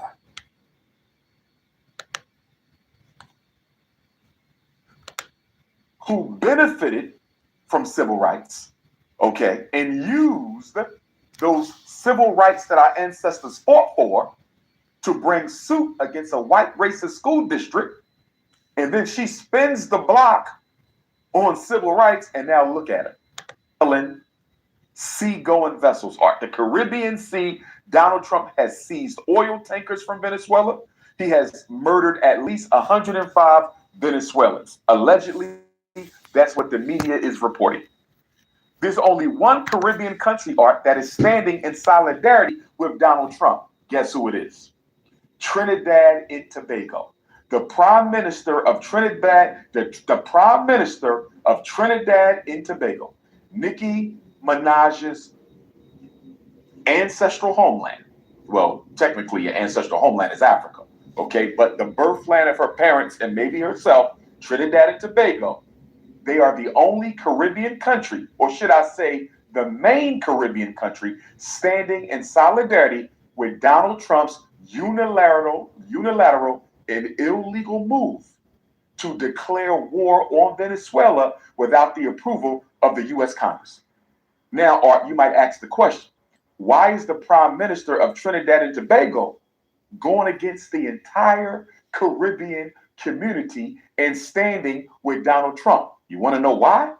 Most Caribbean islands have a black president and or black prime minister.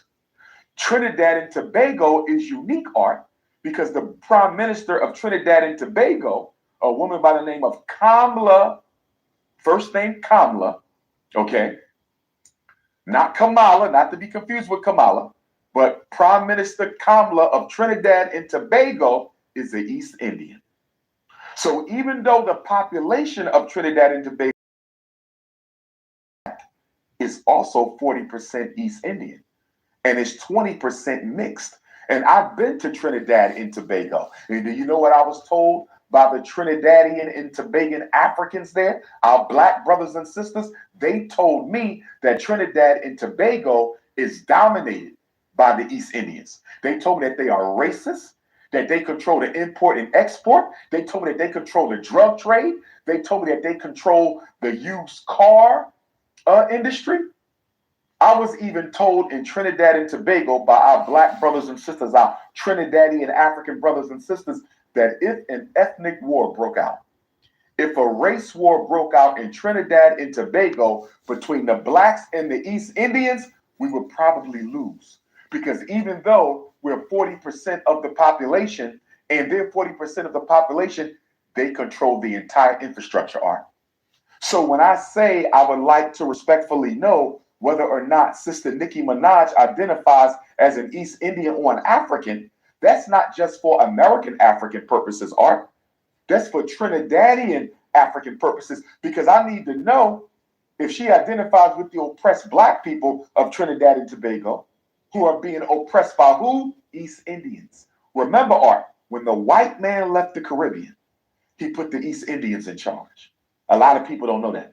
When the white man left the Caribbean to make sure black people would never get sole control of their island, he left East Indians in charge and he left Chinese in charge. And if you go to almost any Caribbean island today, Almost any Caribbean island today, you will find that either the East Indians or the Chinese are doing better than black people, even if there's more black people on the island.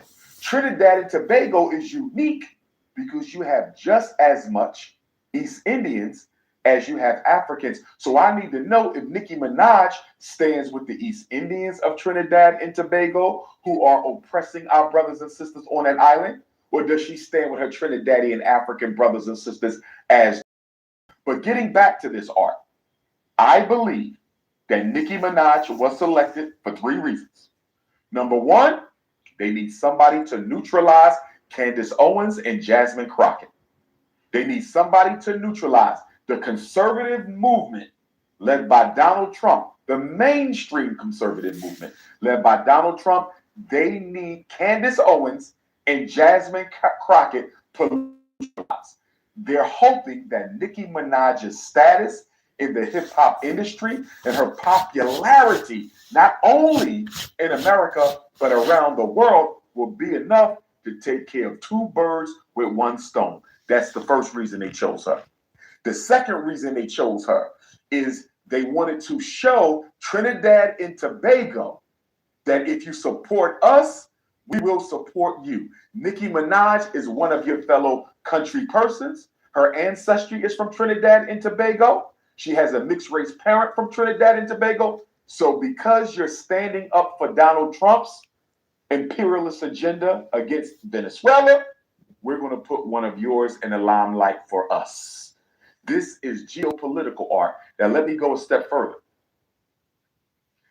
Some people ask the question, why is Donald Trump doing everything the Zionists are asking of him?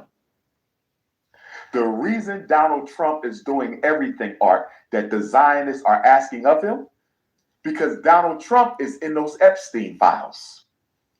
Donald Trump is in those Epstein files. Congress has already ordered the Department of Justice, Art, to release all the Epstein files by Friday.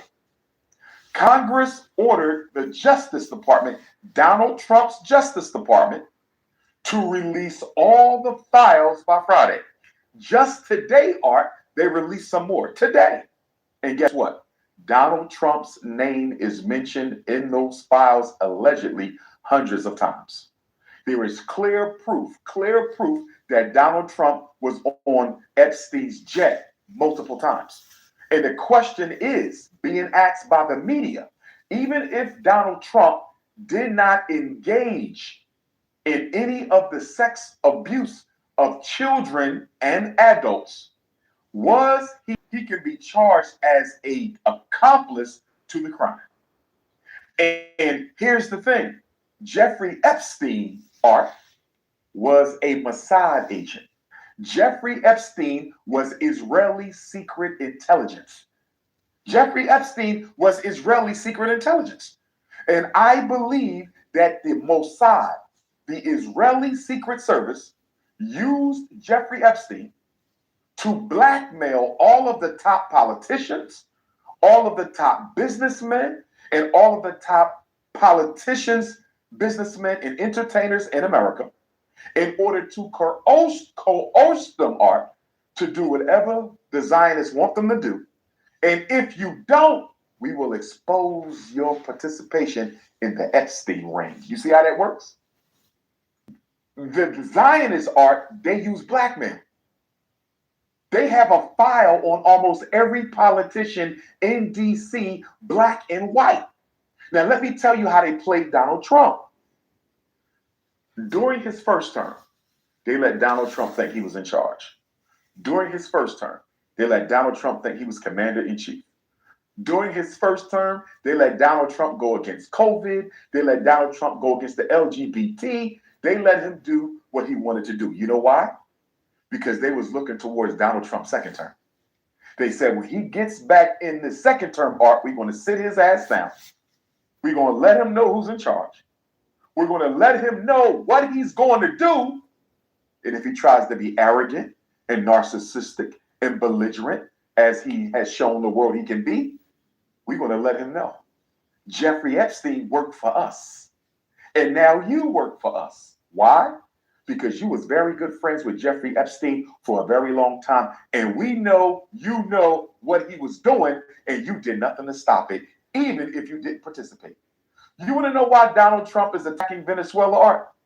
Venezuela has an oil deal with Iran. And as you know, Israel can't stand Iran. America can't stand Iran. Venezuela has an oil deal with Iran. That's not good for the Zionists. So they're making Donald Trump attack Venezuela in the name of the Zionists. And Trinidad and Tobago is standing with Trump. And so therefore Trump is elevating Nicki Minaj to national stature as a payback to the Trinidad and Tobago government. I need for you people to get with your history. And this is why I say foreign politics are just as important. Politics are politics. But here's the kicker.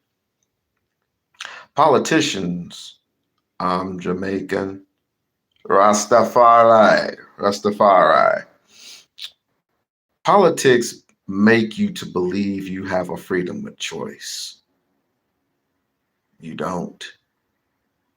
I told you before, as many people have told you before, but you just don't pay attention to, because all you do is wait for the government to wave their finger or snap their fingers and say, you get this and you get that. And for 10 plus years, after that 10 plus years more, what have you gotten?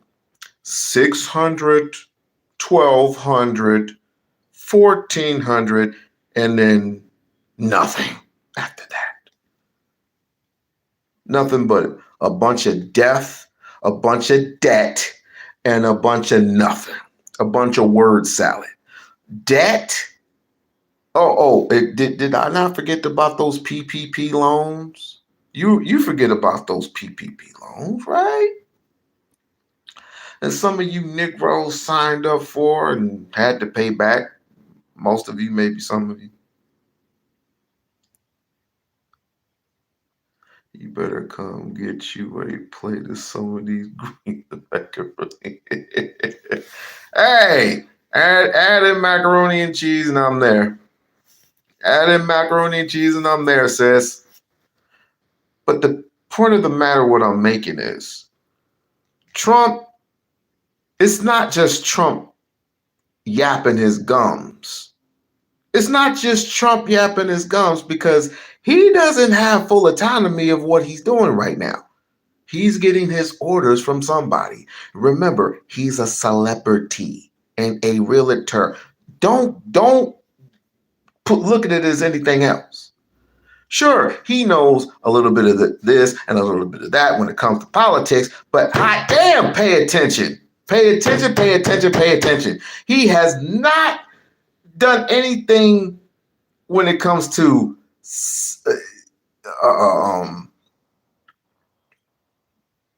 be a senator, be a legislator, just be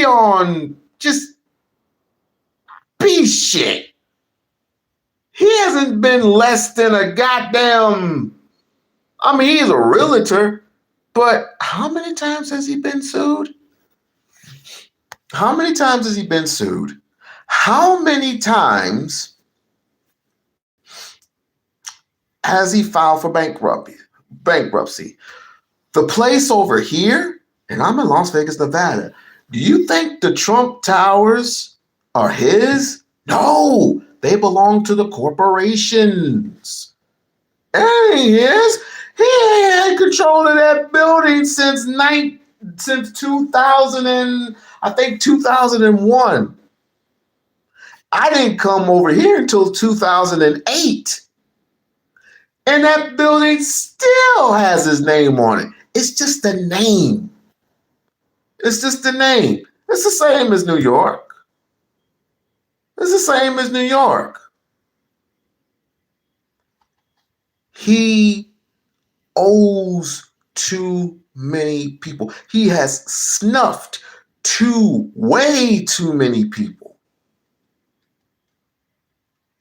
In Chicago, I almost forgot Chicago.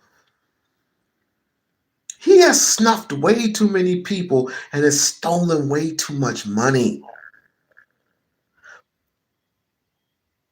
Believe it or not, he was on the way out. Omarosa was that close to snuffing his ass out. But because he became president of the United States of America, everyone, hey, Mr. Trump, hey. Watch his impeachment. When he get those seats, if Jasmine Crockett gets lucky enough to win that seat, watch what I say. Watch what I say. He's going to, it's not going to be a good day. But sacrifices are going to be made. Sacrifice. Why do you think it took so long to get the Epstein files out? And they're not even finished. You got papers, you got emails, you got videotapes. How come we haven't seen the videotapes? What's up with the videotapes, though? What's up with them text messages? I bet them text messages is just, they're tainted. They're tainted. The video, I don't give a fuck. They're just tainted. I'm sorry. And Nicki Minaj, shame on you. Art, Donald Trump came out of this if he wanted to. Whatever the Zionists tell him to do, he will do it. I heard J.D. Vance mention Nicki Minaj by name at least 4 times in his speech that he gave at Turning Point USA's conference in Phoenix on Sunday. He mentioned Nicki Minaj by name at least 4 times. And don't forget, Art, where was Nicki Minaj on November the 18th? On November the 18th, Nicki Minaj was at the United Nations. Art, how does a hip-hop artist, no disrespect to my sister, Nicki is an intelligent sister, beautiful family. This ain't personal, this political art. But how does a rapper, how does a hip-hop artist go from rap to giving speeches at the United Nations? And on November the 18th, Nicki Minaj gave a speech supporting Donald Trump's intervention in northern Nigeria on behalf of the Christians. Let me ask you a question, Art. Since when did Donald Trump start caring about black Christians? He don't care about the black Christians right here in America. What has Donald Trump done about miseducation for black Christians in America? What has Donald Trump done about police brutality against black Christians in America? What has Donald Trump done about homelessness and gentrification against black Christians in America? What has Donald Trump done against economic apartheid waged? Since when did Donald Trump start giving a damn about black Christians? So let me get this right, Art. You're not doing nothing for the black Christians in America, but you're going to go all the way to northern Nigeria. You're going to go all the way to northern Nigeria and save Nigerian Christians from genocide and abuse. Now, first, Art, let me say this. There is genocide and abuse, some genocide against my northern Nigerian Christian brothers and sisters by Muslims in the northern region that I don't condone. If the international reports are right, you've had 10,000 northern Nigerian Christians who've been massacred over so many of these past years. It's wrong. I don't condone it. And I hope the Nigerian government gets this under control. Northern Nigeria, Art, is mostly Muslim. Southern Nigeria is mostly Christian. Muslims who are living, the Christians who are living in Muslim-dominated northern Nigeria, they're the ones who are being harmed. But guess what, Art? This was going on when Donald Trump was president the first time. If this was going on when Donald Trump was president the first time, why didn't he do something about it then? Because he's not threatening military invasion in Nigeria because he cares about Christians. Because if that were the case, Art, why don't he do something about the South Sudanese who are being genocided right now? Why don't Donald Trump do something about the Sudanese who are being genocided right now? Why is he ignoring the Sudanese genocide, Art? Why is he ignoring the child slaves in the Congo, Art? Since he cares so much about black people, let me tell you why. Donald Trump is ignoring the genocide in Sudan because it's being carried out by Arabs from the United Arab Emirates. The Arabs from the UAE are in the Sudan killing and genociding our black Sudanese brothers and sisters to control the oil and the other natural resources. And here's the kicker, Art. Where does the United Arab Emirates get most of their weapons from?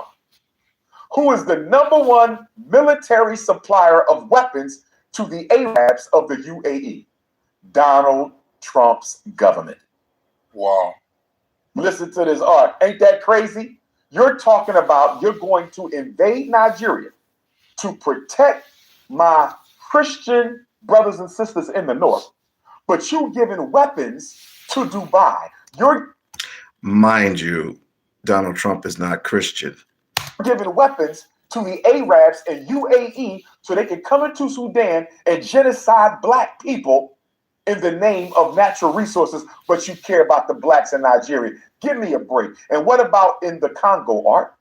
You got children dying, mass murder, humanitarian crisis, hunger in the Congo, been going on for years. Donald Trump won't do anything about it. You know why? Because they're mining coltan and cobalt for who? Apple computers, and for Elon Musk Tesla cars, and for American military systems. So Donald Trump isn't going to say one word about the Congo because it benefits white capitalism. He's not going to say one word about Sudan because it benefits white capitalism. And don't get me started on Haiti and what America is doing in Haiti. Since you love black Christians so much, what about the black Christians in Haiti? What about all the Haitians whose asylum in America you just canceled out, and you're now hunting them down like animals all across America and sending them back to Haiti? What about them? What about the airstrikes, Art, that America has carried out in Somalia, killing innocent men, women, and children? Many of them are Christian as well, although it's an Islamic country. What about them? So you got all of these genocides of black people going on around the world. Christians, as they want to say, being murdered, but Donald Trump don't see them. He only sees the one in Nigeria. And let me tell you why, Art. I know you're familiar with Ibrahim Traoré and the Sahel Alliance. Ibrahim Traoré is the president of Burkina Faso. You also have the president of Niger, Chiani, and you have General Goita of Mali, right? Right. The real reason, Art, and I need you to get this, the real reason Donald Trump wants to invade northern Nigeria, Art, has nothing to do with black Christians. Nothing to do with Christian brothers and sisters in the north. Northern Nigeria sits under what country, Art? Northern Nigeria sits right under Niger, one of the three countries in the Sahel Alliance. Nigeria borders Niger. And why is Niger so important, Art? Who is the number one supplier of uranium in the world? Niger. Do you know what you need uranium for, Art? Nuclear missiles, nuclear bombs, nuclear technology, nuclear warheads. Niger is the number one supplier of uranium. And in the nuclear age, Art, uranium is the vibranium of Black Panther. In the nuclear age, uranium is the vibranium that they talked about. So the reason Donald Trump needs to get into northern Nigeria, Art, so they can invade and try to overthrow President Chiani in Niger so they can get control of the uranium. Are you following? Not only does Niger have uranium, they have gold and other resources. You have who? Mali. Mali has gold. Mali has copper. Mali has zinc and unlimited natural resources. And then Burkina Faso is only a hop, skip, and a jump from North Nigeria. And you know they want to get rid of Ibrahim Traoré. And we pray to God and the ancestors that never happens. But they want to get rid of Ibrahim Traoré because he's the leader. And what does Burkina Faso have a whole lot of? Gold, Art. Donald Trump wants to geopolitically and strategically put the U.S. military in northern Nigeria so they have easy access to invade Niger right above, Mali right above to the left, Burkina Faso right above even further to the left. Do you see that? This is about overthrowing independent African states, Art. Donald Trump don't give a damn about no black Christians in Nigeria. He don't care about the ones here. So for my sister, Nicki Minaj, to go to the United Nations and give voice to Donald Trump's false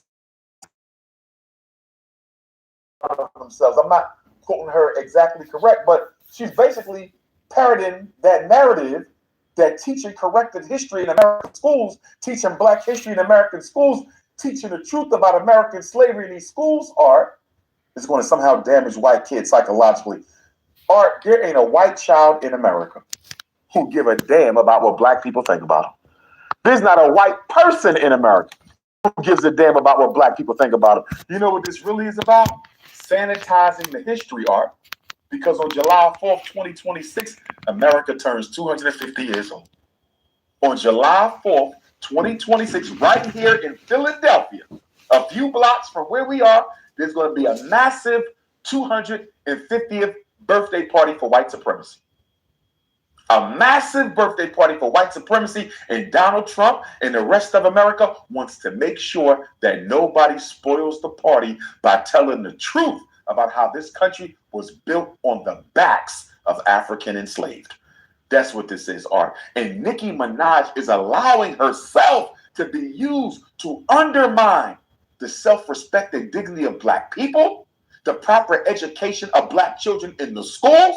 She's allowing herself to be used as a stool pigeon to help propagate Donald Trump's agenda to invade Nigeria so he can try to overthrow Niger for the uranium, Mali for the gold, the nickel, the copper, the zinc, and Burkina Faso and its leader for the abundant gold in the unapologetically African position that Ibrahim Traoré is taking. I'm disappointed in my sister. And then J.D. Vance, he gets up there after Nicki Minaj, and he says, in the United States, you no longer have to be ashamed to be white.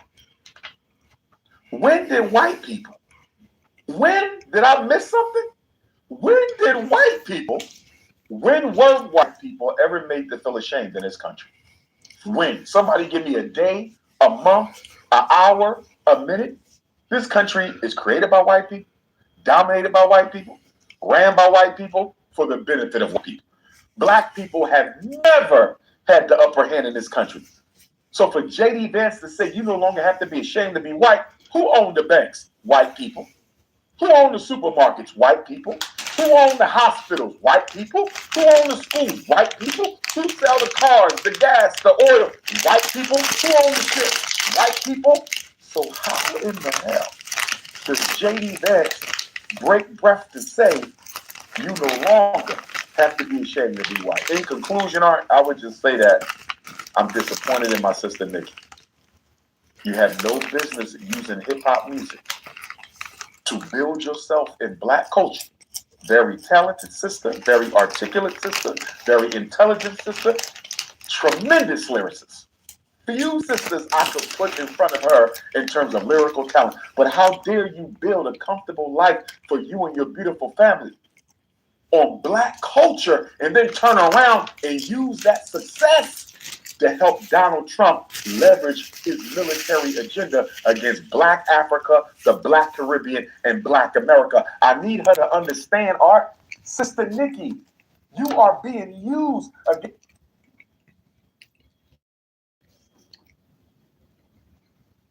My bad, I was hungry. Shit. Go ahead, hit that like. Go ahead, hit that like and subscribe. Subscribe to the channel. Subscribe to the channel.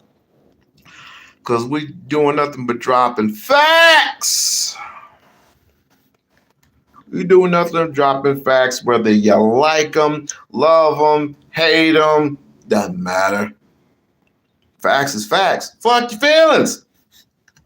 against the Black Caribbean. You are being used against Black Africa, and you are being used against Black America. Is what Donald Trump is offering you, is it worth that? Is it worth the turning back the clock of African people in 3 separate regions are? You got the Caribbean. He's pushing that Venezuela military agenda. You got Nigeria. He's pushing that fake save the Christians in the North agenda so he can access Ibrahim Traore. And of course, you see what he's doing to Black folks. I hope my sister rethinks what she's doing. I got nothing but love for her and her family.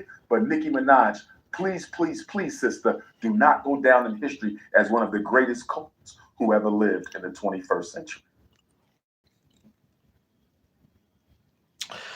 Thank you, Larry, for that 20 ball.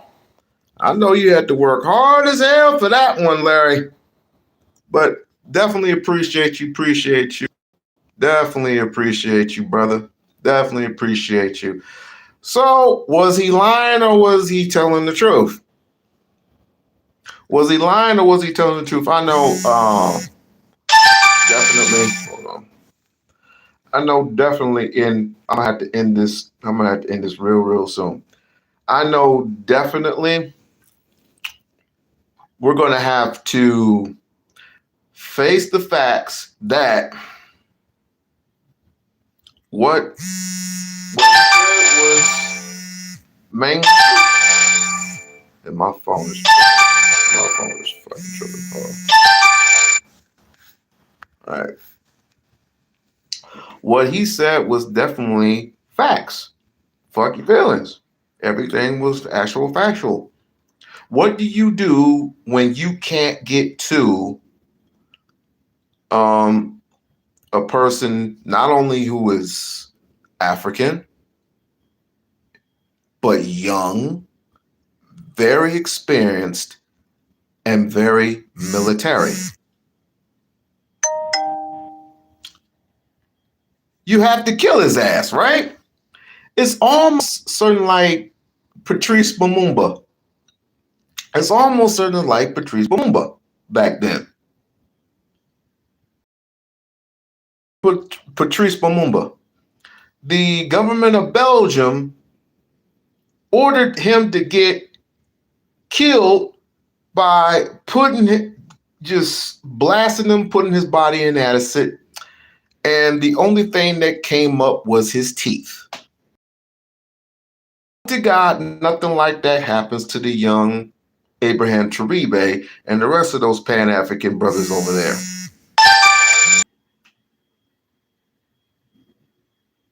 Sorry about that, an emergency. But either way,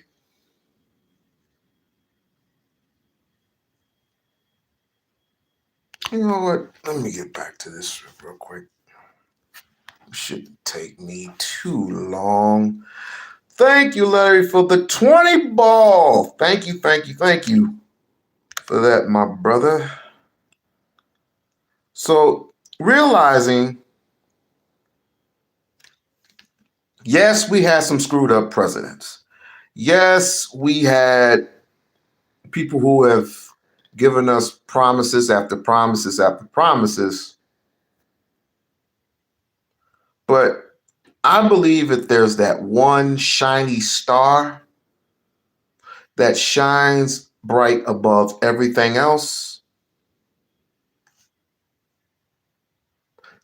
Let's give Jasmine a shot. Let's give Jasmine Crockett a shot. And let's see if she does well. And I know she's going to do well. But we're going to have to do our part as well. You see, this is the reason why Hispanics get more respect than Black people. And this is the honest to God truth. They get more respect from Black people because they go to the one person that can do them the most justice. You have to reach her. You have to reach Jasmine. You just have to. Because nothing's going to get done if you don't complain. Nothing is going to get done. How you think white people go up to Trump and say, fix my problem? And what has he done? He has done just that. And that's get rid of what? 200, 300 illegal immigrants? Were they legal? Or excuse me, were they illegal immigrants? Were they illegal immigrants? I'm just saying. Because that was quite a disturbance. That was quite a disturbance. But I'm not going to hold you. I'm just questioning. These are just questions. These are just questions. Video. This is the problem that I have. Play it, be right back. To the ranking member and again to the mayor for calling this, but let me be clear. Donald Trump is running the most openly racist immigration regime in modern American history. I've said it once and I'll say it again. Donald Trump's mass deportation system makes me think of what a modern day slave patrol would look like. Slave patrols were armed groups empowered by the government to control, intimidate, and terrorize people solely based on color. That's what's happening now. Donald Trump is sending mass agents without warrants into communities of color to terrorize the people who live there. And the reason that I want to make sure that I draw out this link, because we heard Maxine say that Black and brown is coming together. I want to be clear about this. This should not just be the immigrant community. This should be all of us united, because we know united we stand, divided we fall. And unfortunately, this last thing Happening with ICE. It's just like the slave catcher. It's not. It's not. What? They are enforcing laws that exist. Now, I don't like how they are enforcing laws. I don't believe you should get to wear a mask. I don't think you should be cruel. I don't think that, but they are enforcing existing law. An existing law about who can come into the country and not come in illegally. That is not chattel slavery. That is not related to the Fugitive Slave Act. That is not the same thing. Hold up. Okay. All right. You say that. Okay. Okay, fine. So white folks could just go ahead and just say, fuck it. Let's just wear them sheets. Let's just go ahead and wear them sheets. Fuck a mask. Why can't we just go full-blown sheets? Like those alt-right people did a couple of months ago. Let's just wear sheets. Fuck it. If ICE can wear masks, white people have the right to wear sheets. It's just, it is what it is. It makes no sense. That's why you and Tone Tons or Tone Talks, whatever, y'all losing. But I respect you a little bit more than I respect that other group. I don't like it. People have to create your movement. Talk to me about the Chicanos. Talk to me about the Latinos. Talk to me about your contribution. Build your movement. Don't you have these Negroes get up here and tell me that when I see ICE, I see slave catchers. When the last time you saw somebody? You might have seen somebody get sent home. When the last time you seen somebody lynched?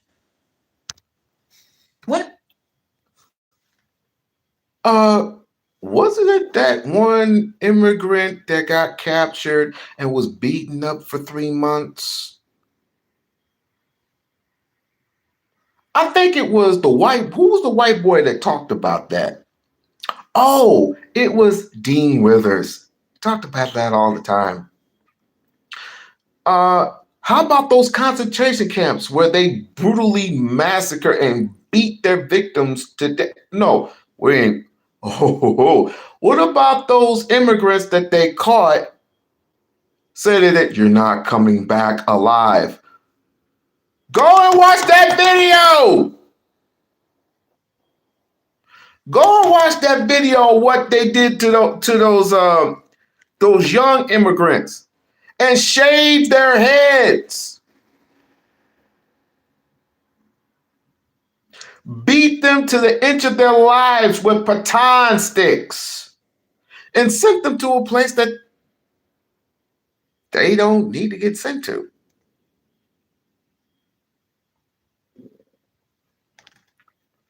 The world may change, but the scenario does not stay the same.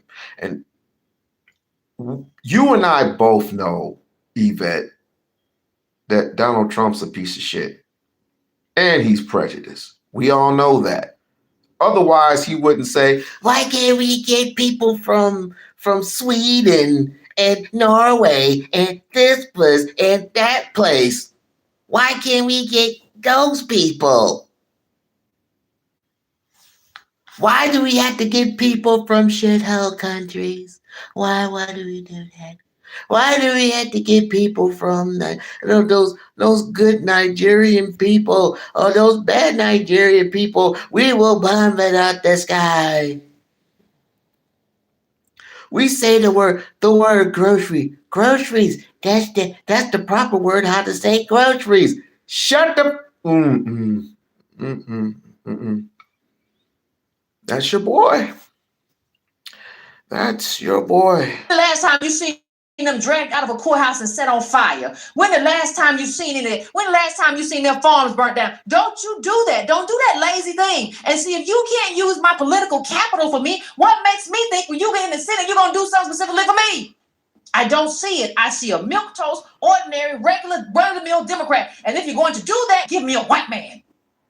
If you're going to be white, you're going to be regular, give me white and regular. I don't need sassy. I get sassy in my family. I can find a sassy negress. I can find a sassy ADOS person anywhere. We funny in general. We funny, we fun. I can find that anywhere. We'll tell you about stuff. I don't need that in Congress. That's not what I'm looking for. And I certainly don't need it in the 1 or 100. If you want to be elevated, you got to tell me why. Why do you deserve to be elevated? I don't see it. I don't see what y'all are talking about. Oh, y'all want facts. Oh, okay. Hold on. And guess what? I'm gonna snack while I look this up. These are the best.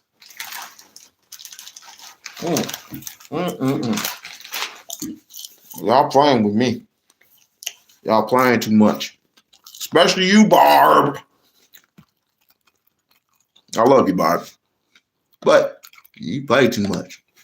You play too much. Play too much. Let's see here.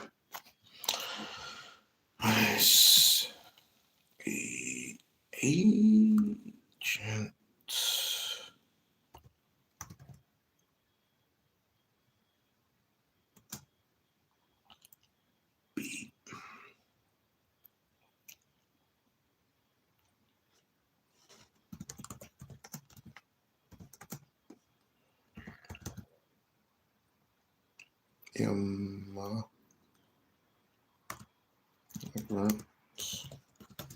Something like that. Let's see.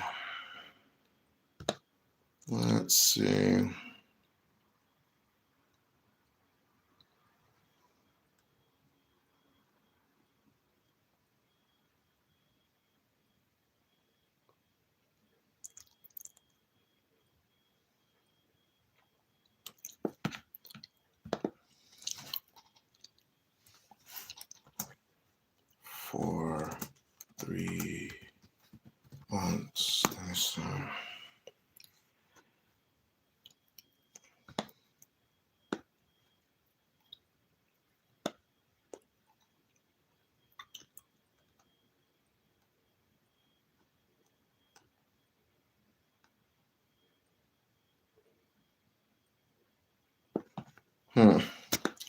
Let's start with this. You're getting new reports about a chilling and shocking escalation of ICE tactics against the residents of Chicago. In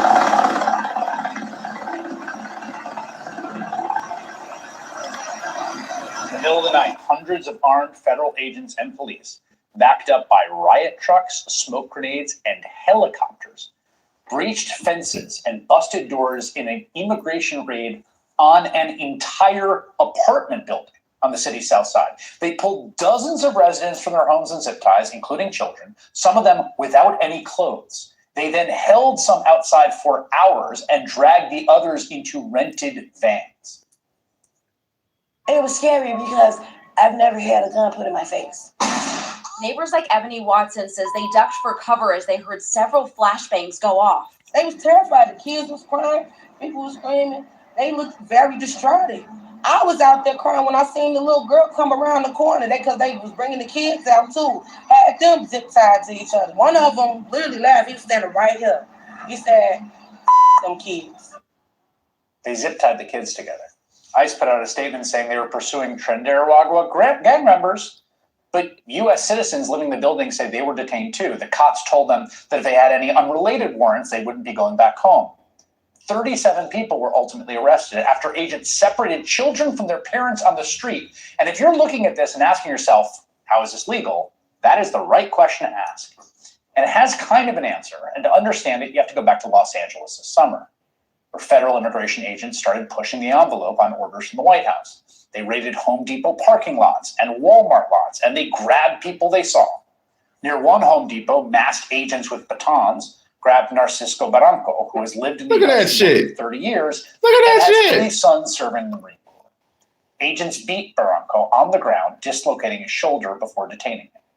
In Van Nuys, agents raided a car wash, remembering this, sending patrons and workers scrambling before the 79-year-old owner, who is a U.S. citizen named Rafi, tried to ask them what they were doing.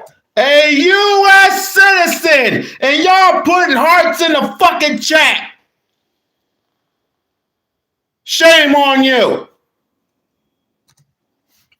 That is when Rafi was taken down by agents and eventually handcuffed. Rafi says he was injured in the process. And they sit on me, this is my elbow, about a week ago, and this is my arm. Rafi says he and 5 others at his car wash were taken to a federal detention center downtown.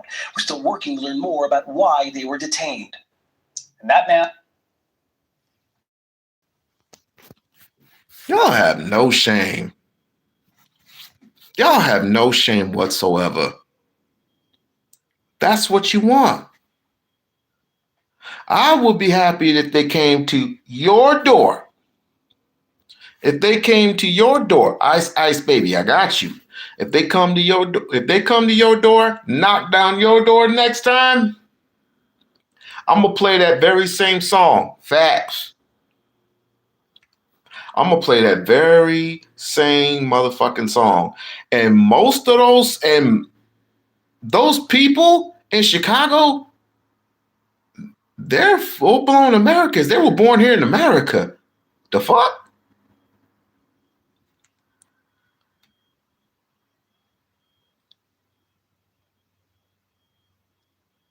And let's get this straight. White folks don't own this shit either. White folks, you this is not your country either. Why don't you go back to fucking Europe where you belong? If I had my way, oh yeah, it would be a fucking ball. And damn it, if I could get Trahim Taribe to get just once along with Louis Farrakhan. Oh my God. Oh my God. I didn't even show you half of the shit I wanted to show you. I can't even show you half of the shit I wanted to show you because I can't even find the shit. But this was enough.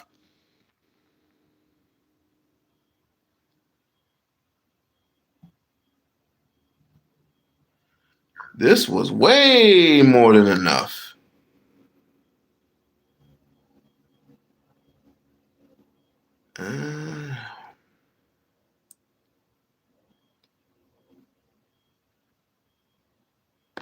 This is sad.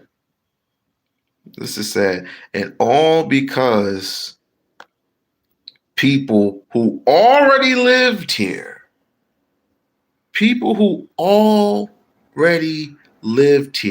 they have to suffer because of a few people who snuck in here and snuck in there. But you know what's interesting? You know what's wild? District attorneys get pulled over by police. District attorneys get pulled over by police. Freaking judges, black judges get pulled over by police. Ain't that some shit? Stolen. Ain't nothing stolen from you. Who the fuck stolen anything from you? As I recall it, you stolen from us. Stolen our land, our name, our culture. Demolished our languages. Cut most of our hair, our lineages off, separated our families away from each other. But the dumb question about it is, everybody asks this dumb question. And it's not for everybody. If it don't apply, let it fly. You ask this dumbass question. Have you been oppressed? Dumb. Just dumb. Just fucking dumb. This is not the resistance that I need. It's disrespectful. No Jewish person will ever look at somebody and say, you know what y'all are going through is just like Auschwitz.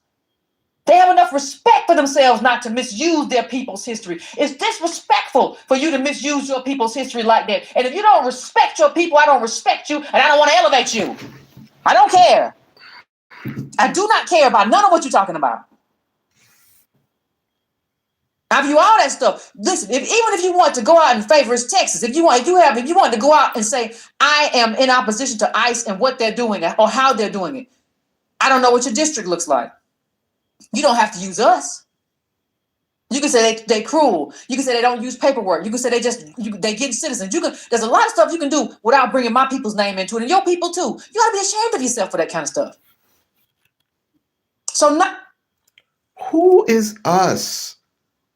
They all say the same thing. Even Tariq says the same thing. Who the hell is us? No, there's no black girl magic that I'm going to use to convince me to elevate you. Because I don't understand. Are you looking for your moment or are you looking for your mission? Let's get something straight, guys. Let's get something straight. Look into my eyes. Look into these here pupils. No one knows who Adolph's is. Look into my eyes again. No one knows who foundational Black Americans are either. Nobody from that side of government knows who you are.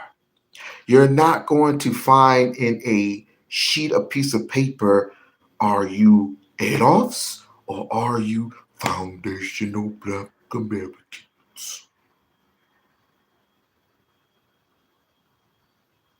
They don't like us. Why they hate on us? Who?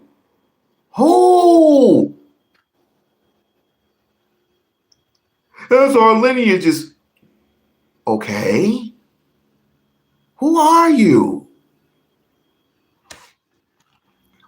They knew who the East Indians were.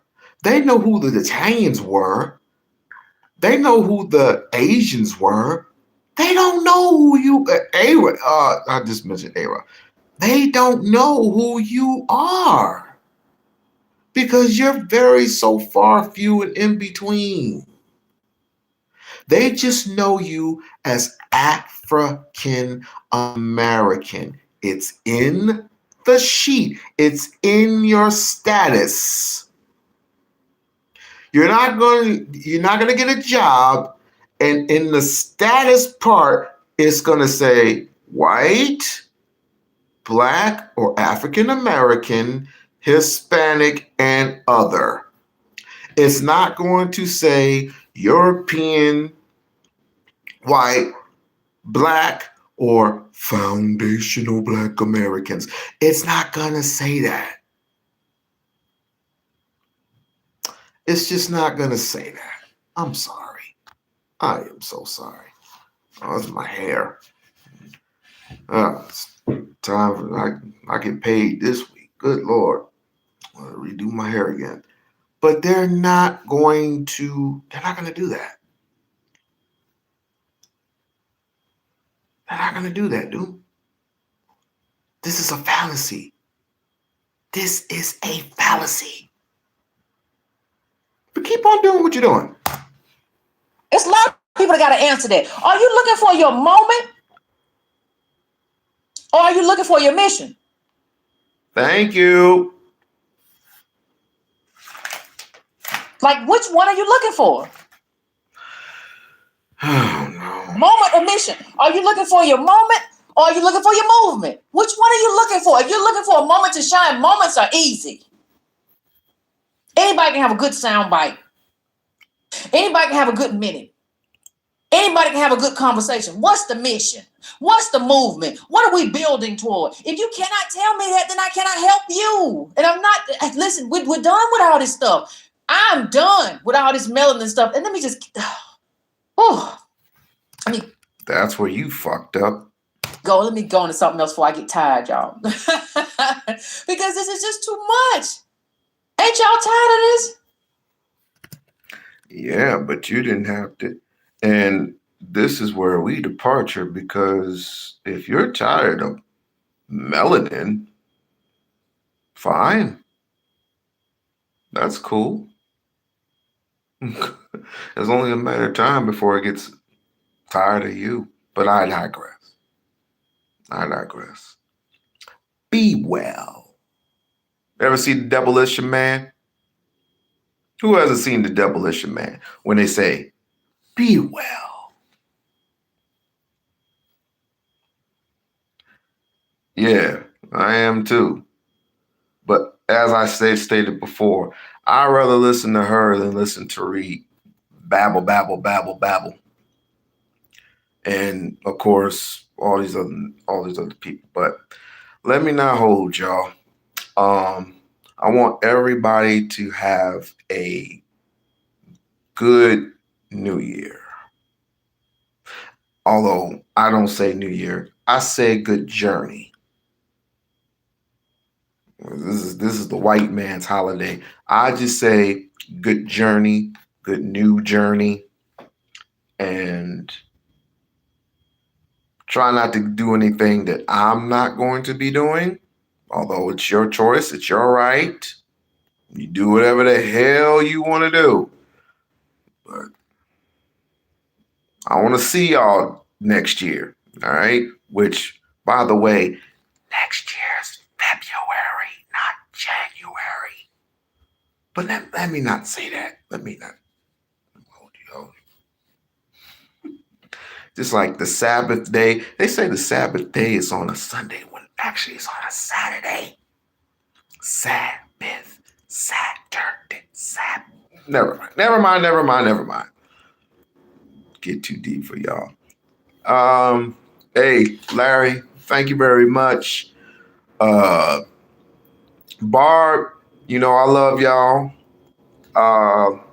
Mahogany, sorry that Lisa could not be here.